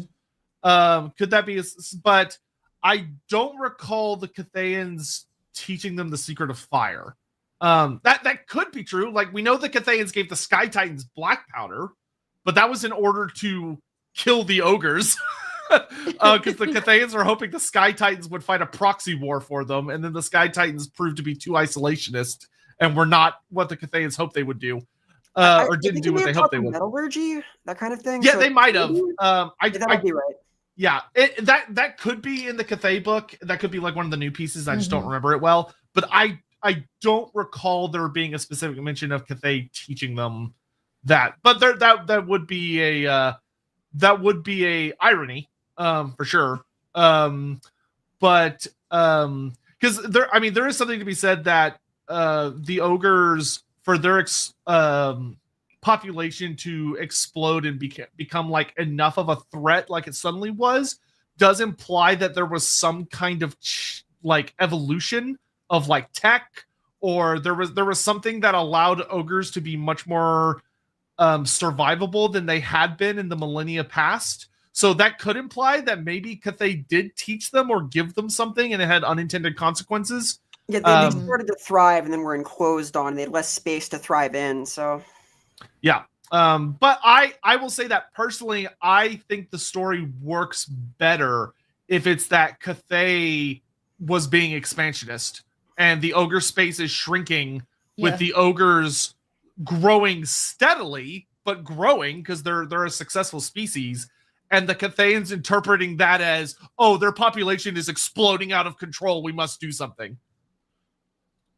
Phil, so how would elves and dwarfs react to humans worshiping their gods? Knowing how much latent contempt they seem to have towards humanity, there are innumerable failings in their eyes. I can't imagine they'd be fans. So we see a little bit of this with like, well, to be honest, that just is the setting. A lot of the human gods are very strongly implied to just be the Elven pantheon. There are possible explanations, right? Like it could be that like there's this true name for this divine concept that comes from Anakian, that's the source of all of these names that are similar. Sure. It could be that Elven ruins inspired these depictions of the deities because they were already there and they saw, oh, this looks like God. It could be several things. It could be the same thing. So yeah, but within the setting, many elves believe the humans are literally just worshiping their gods under different names. Yes. And I would say that generally, I think for a lot of the elves, the dwarves don't really care, to be honest. Dwarves do not worship like all the other races do. They revere their ancestors, but it's not worshiping a god. Yeah. I think the dwarves would be really confused if humans started worshipping their ancestors. They'd be like, what's wrong with you? The dwarves understand why the humans worship Sigmar because he's their ancestor and was a really great ancestor. But like, why would you be worshipping ours? That's just confusing for a dwarf. Like, this is nice, but you're not related to them. What's this coming from? That's strange. The dwarves would probably be like, we need to have a sit down with that manling over there because clearly something is deeply wrong with him. But I would also say that when it comes to for the elves, I think some of the elves would think that, of course, the humans are going to worship the gods that we think are our gods because they're the gods, and as such they should be. And other elves would probably be like, ugh, gross. But I don't think the elves worry that much, to be honest, about humanity, because in a lot of ways humanity is kind of beneath them, and it's not something they really need to worry about in their view. If you think about the experience of an elf who may have lived for longer than Sigmar has been worshipped for, it's kind of irrelevant what humans worship in one generation and the next because it changes all the time.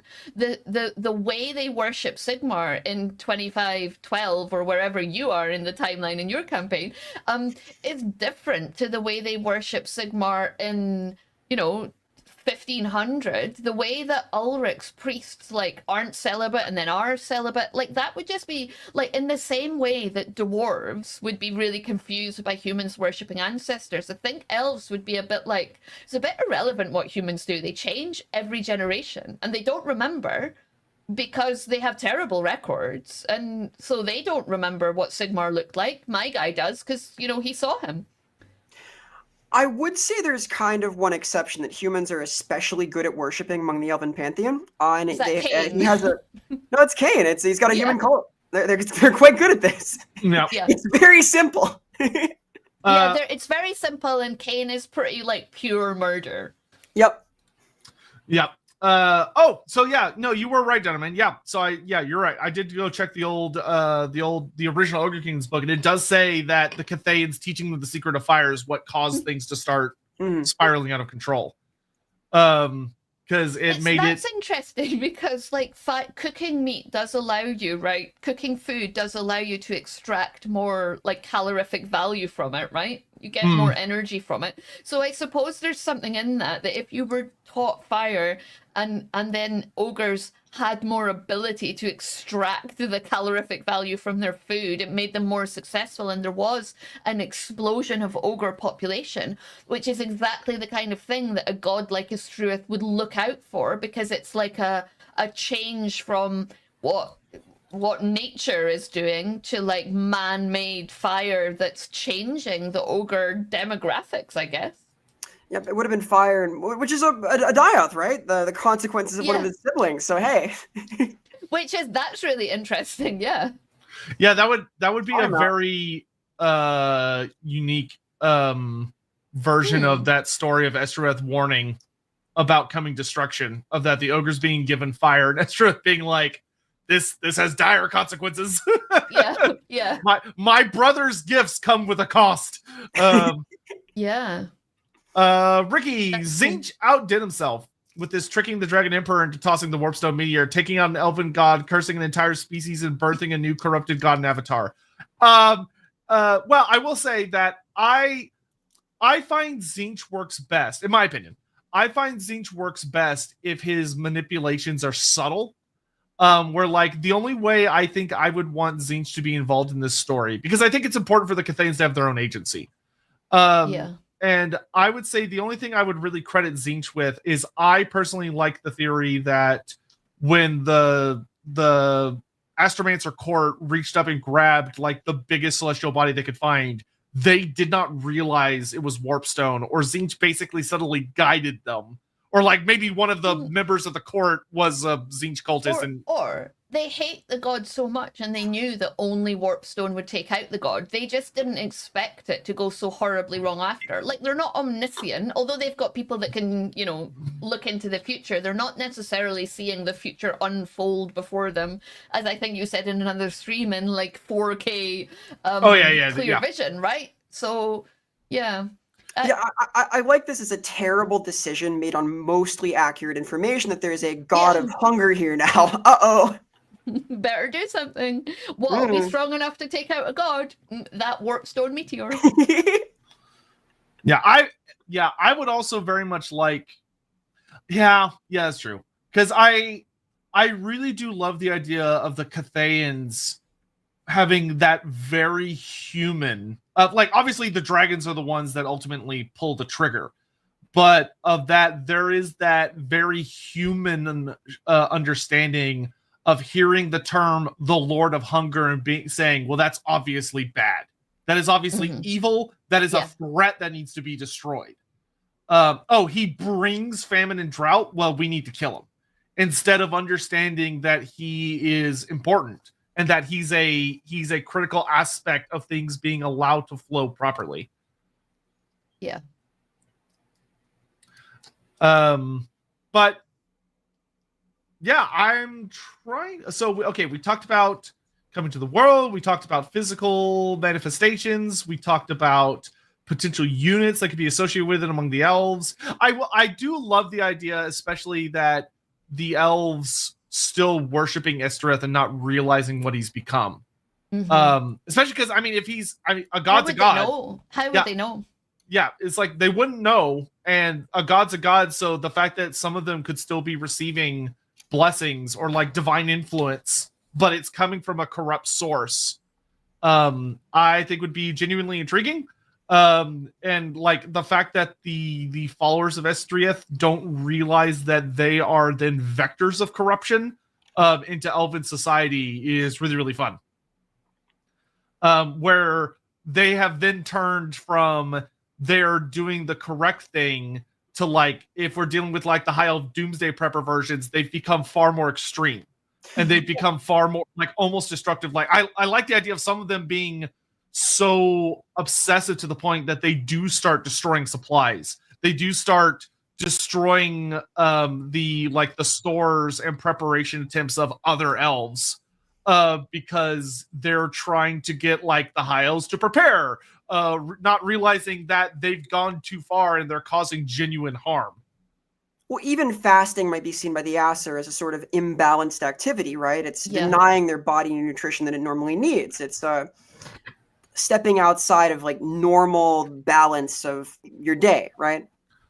The lifestyle changes in a way that's sort of strange. And this is true for any like really aligned elf in some way, but it's an interesting question though, as to whether if Estreuth is corrupted, whether the elves that follow the path of Estreuth, because elves worship gods in an unusual way, right? So if the elves are still following the original path of Estreuth, the tenets that have been around forever, then they're not a vector of corruption. They're actually a vector of purity that could bring the Avatar back.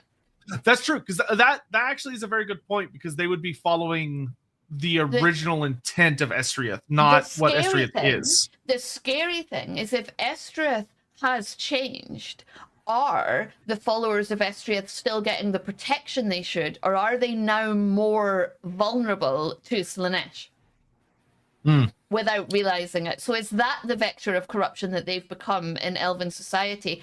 And the drought, thirst, excess, like kind of slipping into Slaanesh might be an area that, without realizing it, they're getting into.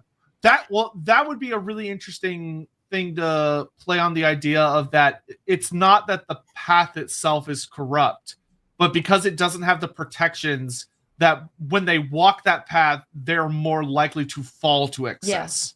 Yeah, exactly. I dig that. Yeah. I dig that, because and they don't even know it. Like, it's tragic, and that fits in with the Elven, like, because that would be so much more tragic. Subtle. They don't know they're doing the right thing, but no. It's a subversion of like the normal path you find Slaanesh on too, which is excess, which is perfectionism. It's through denial. You can't have this. You can obsess over limiting oneself. That kind of honing. Absolutely. Right? Yeah, like Slaanesh, like you always see people talk about like Slaanesh is like too much sex, too much this, too much that, but actually it's just it's an excessive obsession over anything, and you can obsess over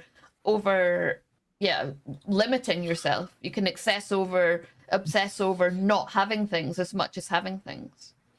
Yep. Did a lazy checklist of Warpstone Meteor hit 700 years? Yeah. So yes, the Great Maw forms well before Nagash. So the idea that Estreuth's saga, or that if you want to tie, which this is very heavy extrapolation, it has very little founding in anything written because nothing's written about Estreuth. But if you run with the idea that Estreuth is struck by and becomes the Great Maw, the actual god becomes the Great Maw, and is deeply corrupted, that his divine protections are stripped away or heavily mutated, then Nagash's ability to inflict the ghoul curse to punish humanity for cannibalism makes so much more sense about how he was able to do that seemingly out of nowhere. Of that, he wasn't just like making up a new law of the universe. He was taking a divine law that already existed and was already broken, and he remade it in his own image because it was vulnerable, which also still makes Nagash fucking terrifying and really spooky, because that's an insane thing to do. But it allows for that to exist without it feeling so much out of like left field. Yeah, Nagash is ridiculous. You know how everyone always shouts elf bullshit at me? Am I allowed to shout human bullshit whenever anyone mentions Nagash and his shenanigans? To be fair, he kind of stopped counting as human at some point, probably. There was sort of a... No, it's all human bullshit. All right. Listen, it's like if elves get to keep credit for all the bullshit they do once they become an avatar, then Nagash, the team human, should be allowed to keep the records for Nagash ascending. Yeah, absolutely. Charleston K asks, so the Maw isn't chaos, correct? But Slug Tongue probably is. Vaguely correct. Do we think Estreuth is properly fallen or just a horror? So one thing I will say is the Beastmen are kind of complicated. There are a lot of forces among the Beastmen that are associated with them, but are not directly chaos. And this is more an issue due to how Games Workshop handles things from the tabletop battle game, where if you were to go and delve in deep into the lore, you would likely come across large groups of Beastmen that are not actually chaotic in nature, in the sense that they don't worship the big four. Chaos is a very broad term, and it's a very broad spectrum. Moloch Slugtongue does not have the mark of any chaos god. He doesn't have the mark of Chaos Undivided. He doesn't have the mark of Nurgle. He's just a horrifying entity that the Beastmen just follow around. Like, he's not even said to, like, cultivate the Beastmen. He doesn't lead their herds, like, as a champion. He is just kind of this horrific, twisted force of nature that they follow around because they know how to take advantage of it. So I don't know if I would say that Slugtongue truly is chaos. Now, Games Workshop would probably look at you and say, no, he's obviously chaos. He's in the Beastmen army book. Yeah. But then the Beastmen themselves are a contradiction, because they have changed. So some people come to the Beastmen and are like, well, the Beastmen are like, you know, humans who've turned into Beastmen, aren't they? And it's like, no, they're way more complicated than that. There are war herds. They are arguably a stable species who've almost been tricked into worshipping chaos because they are shunned, and no Talite has ever gone out there into the woods on a mission to help the Beastmen understand that there's a different way from chaos, that they could live in harmony with nature, that they could worship Tal. And I strongly believe that, and I think it's a really underexplored part of Whiprip, and it really does the setting a disservice to write the Beastmen off and be like, they're an evil faction, and they're well why? Well, what if you took a Beastman that was born in the woods and brought it and raised it amongst law-abiding humans? Are you telling me that it would automatically go evil? Like, that's not how free will works, and I don't think it's how Whiprip works, because humans can choose not to fall to chaos. It's especially fun because in 40k, the Beastmen were a ab-human variant. They were stable, so there's a lot of credence to this. There's textual evidence. I mean, even in the old world, Games Workshop has started to walk it back, so to speak, where they're like, oh, well, the Beastmen are a specific type of Beastman that live in the forests of the old world and have horns and are like goat-like. And that's what the Beastmen are, and they're chaos. But there are other kinds of like animal-human hybrids that are not Beastmen, even though they look like Beastmen. We do see this in End. We see this in End. Yeah, exactly. Yeah. And so there's GW is even starting to acknowledge very much that things are I think they've kind of realized that they Flanderized the Beastmen a little hard, and are trying to make them more complex, but also trying to keep the core like, oh, this is a chaos army, and we want them to still be a chaos army.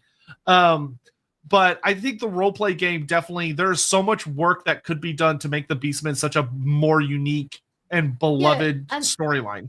And that story of the Beastmen in the Empire, right? So they happen to worship chaos because they've passed it down from generation to generation. But if they didn't, there's still a conflict there. There's still a natural conflict with civilization, because they live in the forests, and humans cut down, and elves and dwarves cut down forests. Well, maybe not elves. You know what I mean? Like, civilization encroaches upon the forest. So, like, there's still a conflict there. They can still be antagonists. It's just you don't need to say and paint them with a brush and say they're all chaotic, they're all evil, they're just like that. That's what they are. Yep. Andy says, looking at it all, kicking out the Slugtongue bit and all works really well. Slugtongue is a stretch that can be better explored in other routes, but beyond that, this is pretty epic. I like Slugtongue right where he is. Thank you very much. I think he is a literal Herald of Famine. I think he works really good for that. But that's just my opinion. I think that maybe, like, I do like the idea of a connection, but maybe Slugtongue is just taking advantage of the fact that Estreuth has been that could be a good argument as well. Yeah. That he's filling a void. He's filling a void, yeah. Kind of like how, like, if you have like a big gaping wound, it'll get filled with all sorts of corruption and nastiness. If you don't, Yep. something will fill it. Dino Man, really topic. The Druki want to destroy the vortex. What do the Wood Elves think? Athelorn and Larlorn. The Wood Elves, so they're kind of complex, but the Wood Elves have traditionally sided on maintaining the vortex. But all they really care about is maintaining the weave, which is kind of like the modern balance of nature. So there's a status quo they're trying to keep, and undoing the vortex would greatly disrupt the status quo. Yes. That being said, there would probably be elements among the Wood Elf factions that would favor destroying the vortex, but they would be the minority, I would suspect. Yeah, like if you were to ask them if the vortex should be made now, it might be a different story. But now that it's here already and the balance is shaped around it, it's a little less nuanced, I think. Good job, Lindsay. You saved Slugtongue's involvement in the story. Good job. Yeah. He should have joined the stream. He wanted his opinion counted. Get him out of here. Cole Patterson. Sorry. No, go ahead. I've literally never heard the word Flanderize before. I've never. Oh, really? It's a super popular term over here. It's a useful one. Yeah. I understand what it is now, but I've never heard that term for it. Yeah, it's probably one of the like number one criticisms I see leveled at GW a lot. Is they love to do that. For anyone, by the way, just on the off chance anyone in the audience is like, what the fuck? It's based on Ned Flanders from The Simpsons, and it's basically a term for when you take like a complex, well-designed character or concept and you over-exaggerate one part of it to the extent that that little aspect of it becomes all it is, instead of the complex thing it used to be. I would have called it reductionist writing, but Flanderizing. Yeah, kind of, but like I think that's the more appropriate.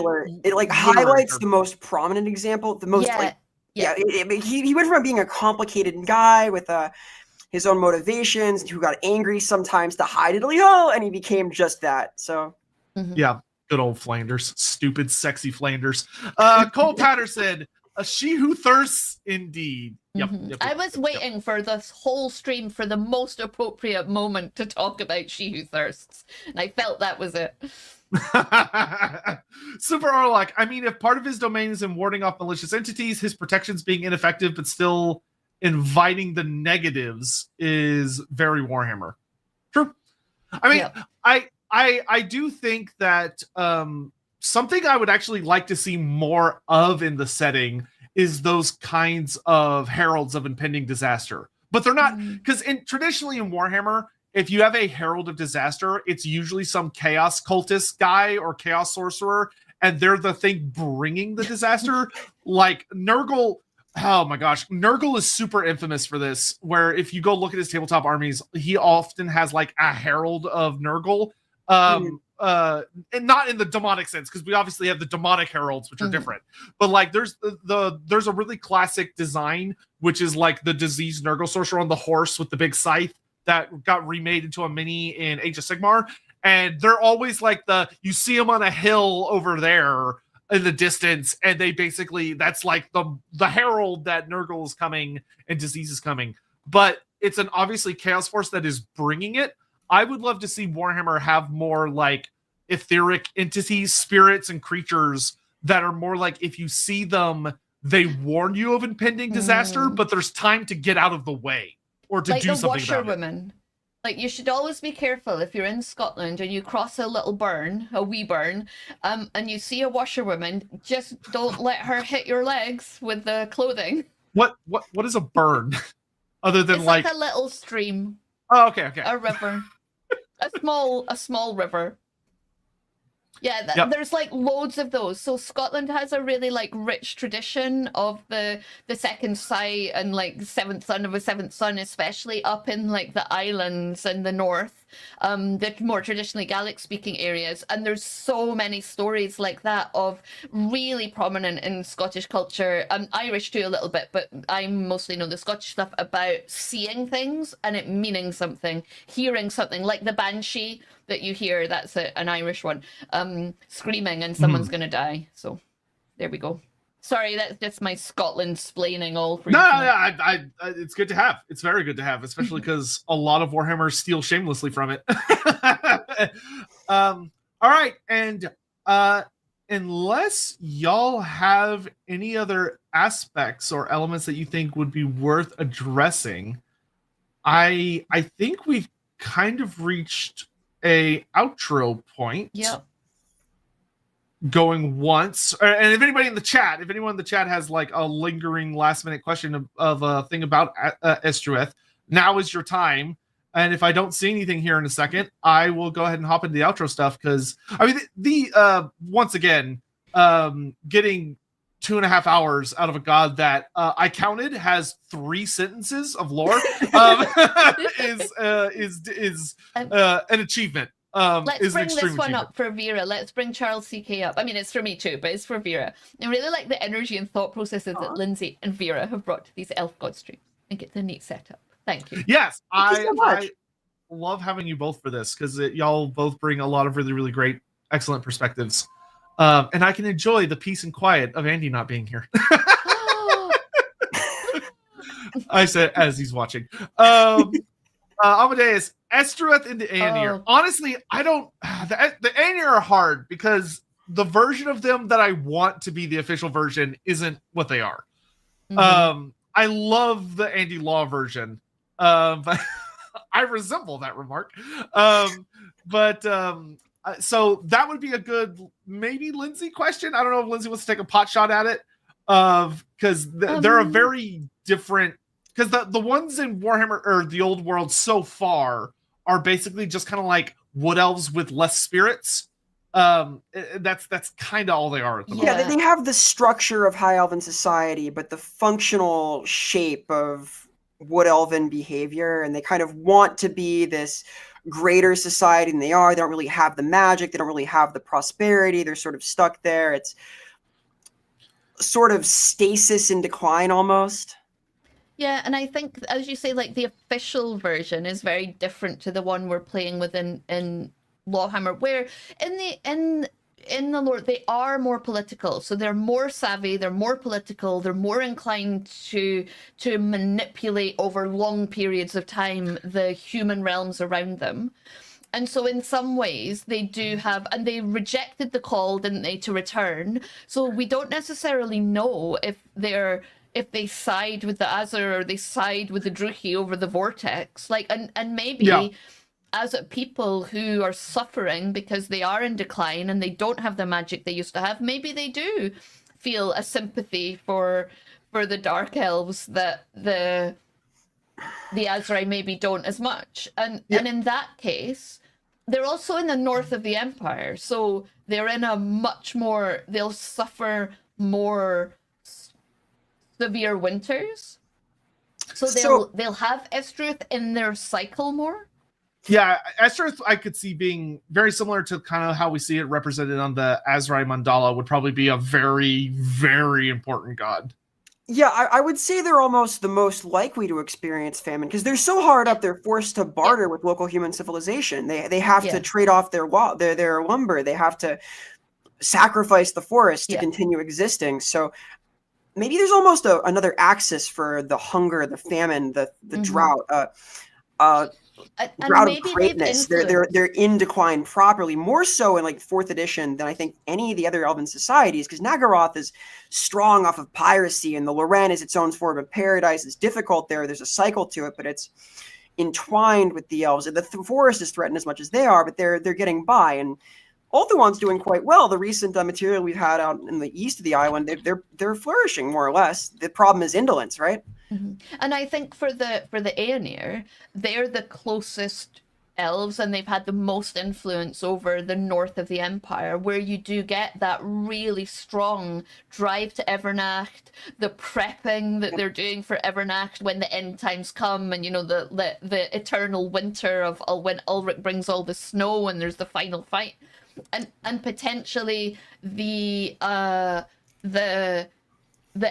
element of preppers for Evernacht who do destroy the stores under Middenheim have been influenced by the Aenir in a way to kind of undermine a local realm, and because they're highly political, so there's something really interesting there. So maybe when we were talking before about you've got the aesthetic ones, you've got what they do in other ones, maybe in Aenir society, that's where Estreuth is really about prepping, because they know the battle's not over. There's still a final fight to come. I like that. And I also like it because the structure of Aenir society is kind of like the original colonial project almost, except now they got trading partners who are hostile in some ways. So yeah. Diamond, having not seen LAWhammer, you should watch it. I think it could be cool if the Lorelorn elves actually sheltered human beastmen secretly to raise them as non-chaos. I'd be down for that. Totally. That's the kind of thing. You haven't seen LAWhammer, it's exactly the kind of thing my elven character might do. Just out of spite. Yep. So from there, I think I saw one last thing of what would be a good way to conclude Estreuth's story in the end times. Based on what we've all talked about here, which we'll do kind of in the outro and stuff here, honestly, the conclusion to Estreuth's story would probably very much be a realization. It would be the reveal of what Estreuth has become.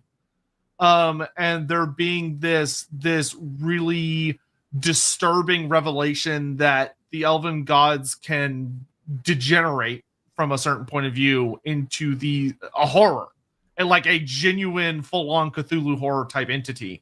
And that there's been this missing aspect of an important piece of the way the world is supposed to function for thousands of years, and that gap being fully exploited. I think the way I would probably handle it, I actually think the Lorelorn elves would have been a really useful way to explore this story, of that for a society that relies very heavily on Estreuth, of them confronting and dealing with like Slugtongue, and probably this big buildup to them killing and striking Slugtongue down, to have that horrible realization that he is basically the pus that has arrived in Estreuth's absence, and realizing that god is just gone, or has turned into something far nastier, something that the ogres more deeply understand than they do. And that would do really well of setting up for, because the end times is supposed to last for quite a few years. So that would be I think the way I would do it is there would be the horror realization that Estreuth is supposed to have come forth and been the herald to warn everyone about the end times so they could prepare, and he never came because he's gone, or he's turned into this thing. He's confused now. He's no longer. So nobody prepared, and it's here. And I would, if anything, I would have that actually be one of the opening stages to the end times. Is like as the winter settles in, especially in the north, like the winter is coming for the Lorelorn elves, and they realize that, although they've been making preparations for like the yearly stuff, that Ranadandra is here, and they are not prepared. Yeah, absolutely. And it'd also, be fun if No, you go. No, it'd be fun if these acolytes of Estreuth get like the first clear message from the deity in a very long time. Some like one impulse, something terrible, right? Because there's been this long absence, no real communication with the gods. Because the gods are very active in the minds of the elves. They engage with their followers quite deeply sometimes, but Estreuth wouldn't, right? Because he couldn't until. It would be fun if there was like a POV of a priest of Estreuth who gets that big ping after they've like, maybe right as they kill Moloch. That is what causes that sort of snapback of that. They get that brief connection and they realize what Estreuth really is now, and like what he's become. And you just have that. Like, I can imagine, like, if you were doing this really well and you had a lot of money and you could have fun with it, like, you have, like, the POV internal monologue of this character and their thoughts of them experience this, and, like, the last sentence talks about that he sees something and you turn the page and it's just a 2-page spread of the Great Maw, That would be fun and just terrifying and awful. Yay, Lovecraft. Yeah. And that would be, especially because the thing that was actually received the herald was the ogres, because the ogres have started to like the entire, for those who don't know, in the end times, the entirety of the ogre kingdoms picks up and moves. Like they all get up and start going west because they realize the end times have come. So someone got the herald, and it wasn't the elves. Yeah. This works really well. Wait. Any event. So I think that brings us to the end of today's fun little stream, which is always a really good time. So in conclusion, I'm going to try not to fuck this up, and we'll see how it goes. We have somehow managed to drag almost 3 hours, about an hour per sentence. Our word count to minute ratio is very, very high on this particular episode of that. Estreuth, the Lord of Hunger, the Herald of Famine and Drought, is a deeply mysterious god that is only lightly mentioned. One of the few surviving children, one of the 5 surviving children of Elenil, one of the Elenili, that escaped his father's wrath, likely with the help of Ladriel, that knew that he and his siblings would be critically important in the times to come for the world, because this very well likely happened long before Chaos. Or it could have happened during Chaos, depending on your interpretation. There's not a clear timeline.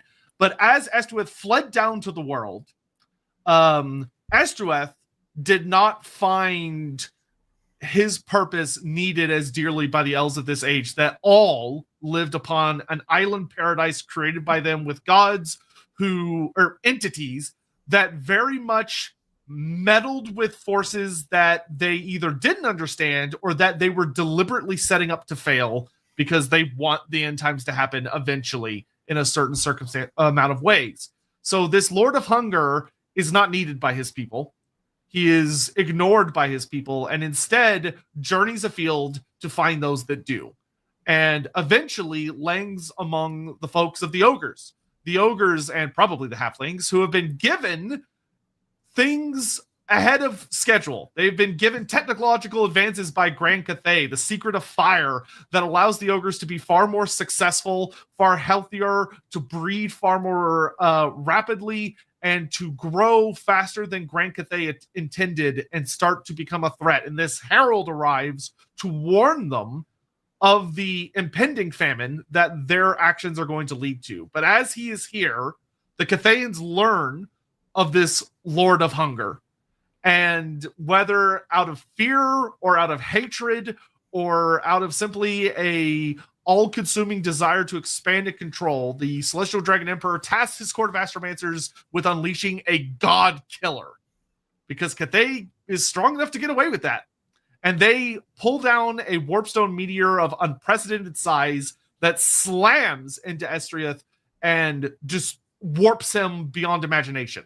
It kills him in a sense, but births something from him that is far worse than anyone could have imagined. A horror of unprecedented scale.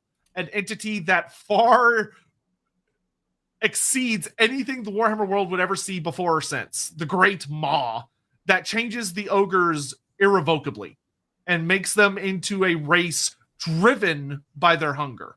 And also the halflings, but GW likes to forget about the halflings. But don't forget the halflings, they're important. And they are driven out. And as the world continues to drag on, the position of the Herald of Famine is left empty, and a foul, tainted presence slurps on in to fill it up, making it something far more diseased and rotten than it was ever intended to be, being a strange, bizarre, etheric, but still physical entity simply known as Moloch Slugtongue.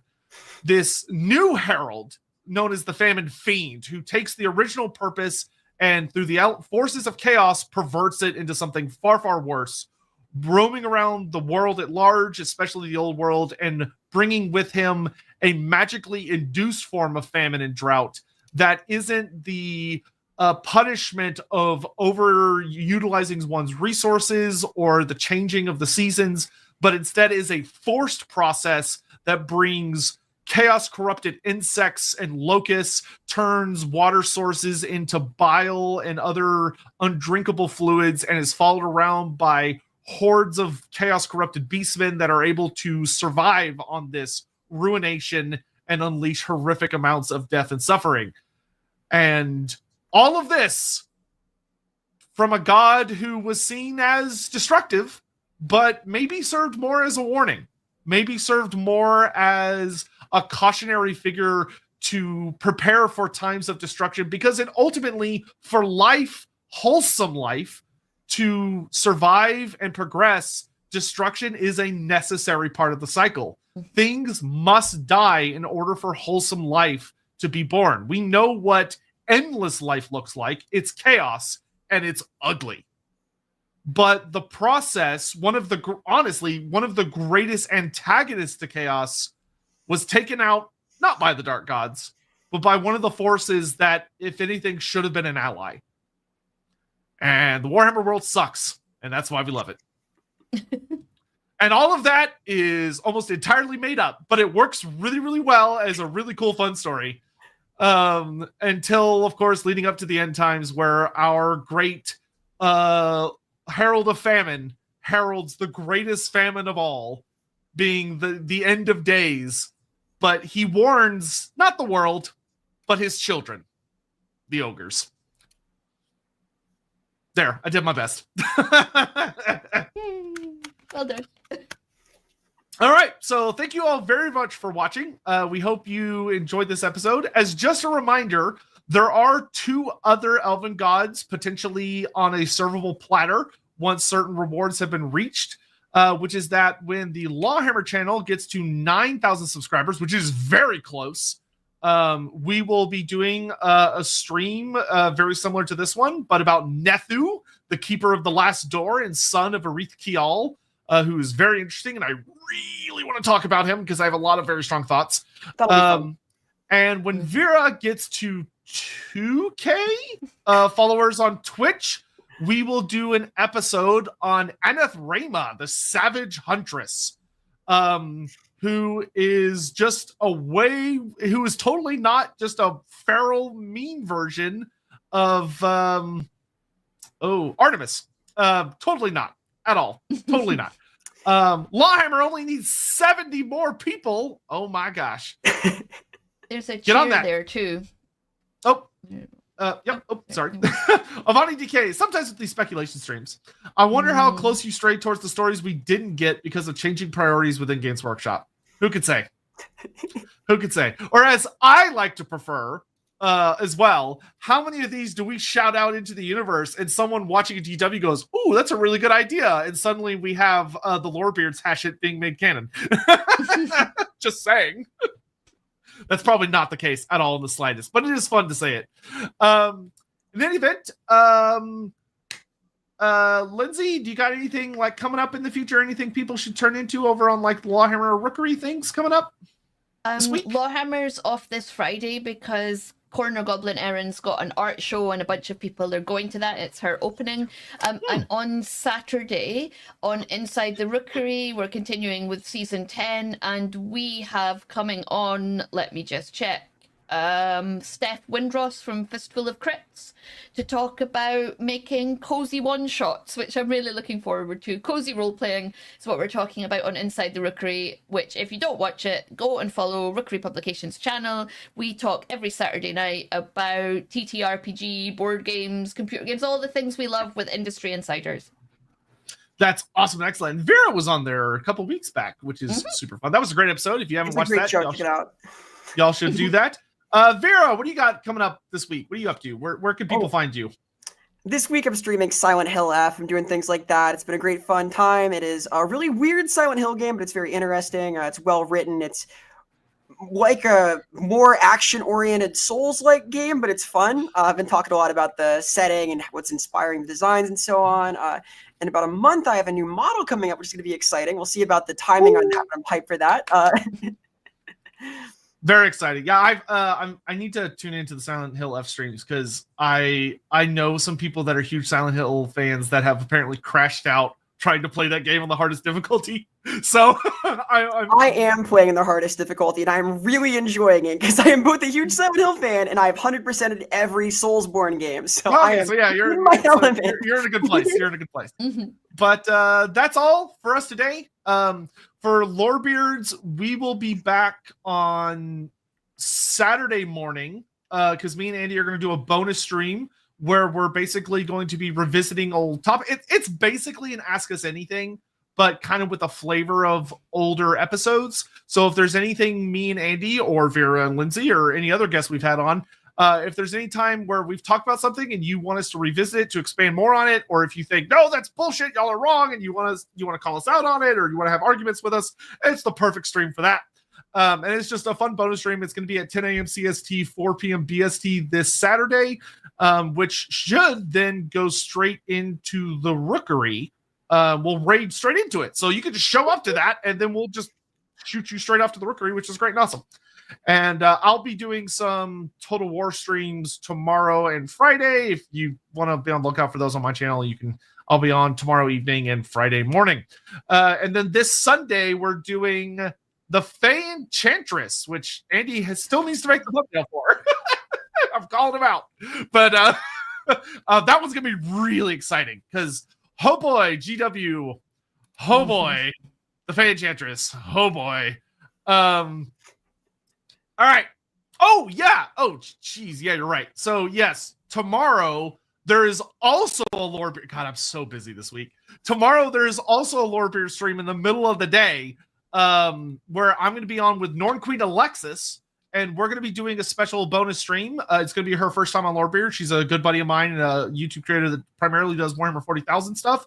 But we're going to do a live stream talking about when lore clashes with tabletop rules, and how GW has had a history of attempting to make lore accurate rules, and when it works and when it really, really doesn't, and the history of that. So that should be a really good time, and hopefully I'll see y'all tomorrow. That's everything. Thank you all so much for watching. Do y'all two have anything? No, see you soon. Oh, just thanks so much. This was fun. This was really interesting. Great. Yeah. Awesome. We'll see you guys next time. Everyone in chat giving us all your ideas. Yep. Bye-bye. Oops, I'm clicking. I'm just clicking all the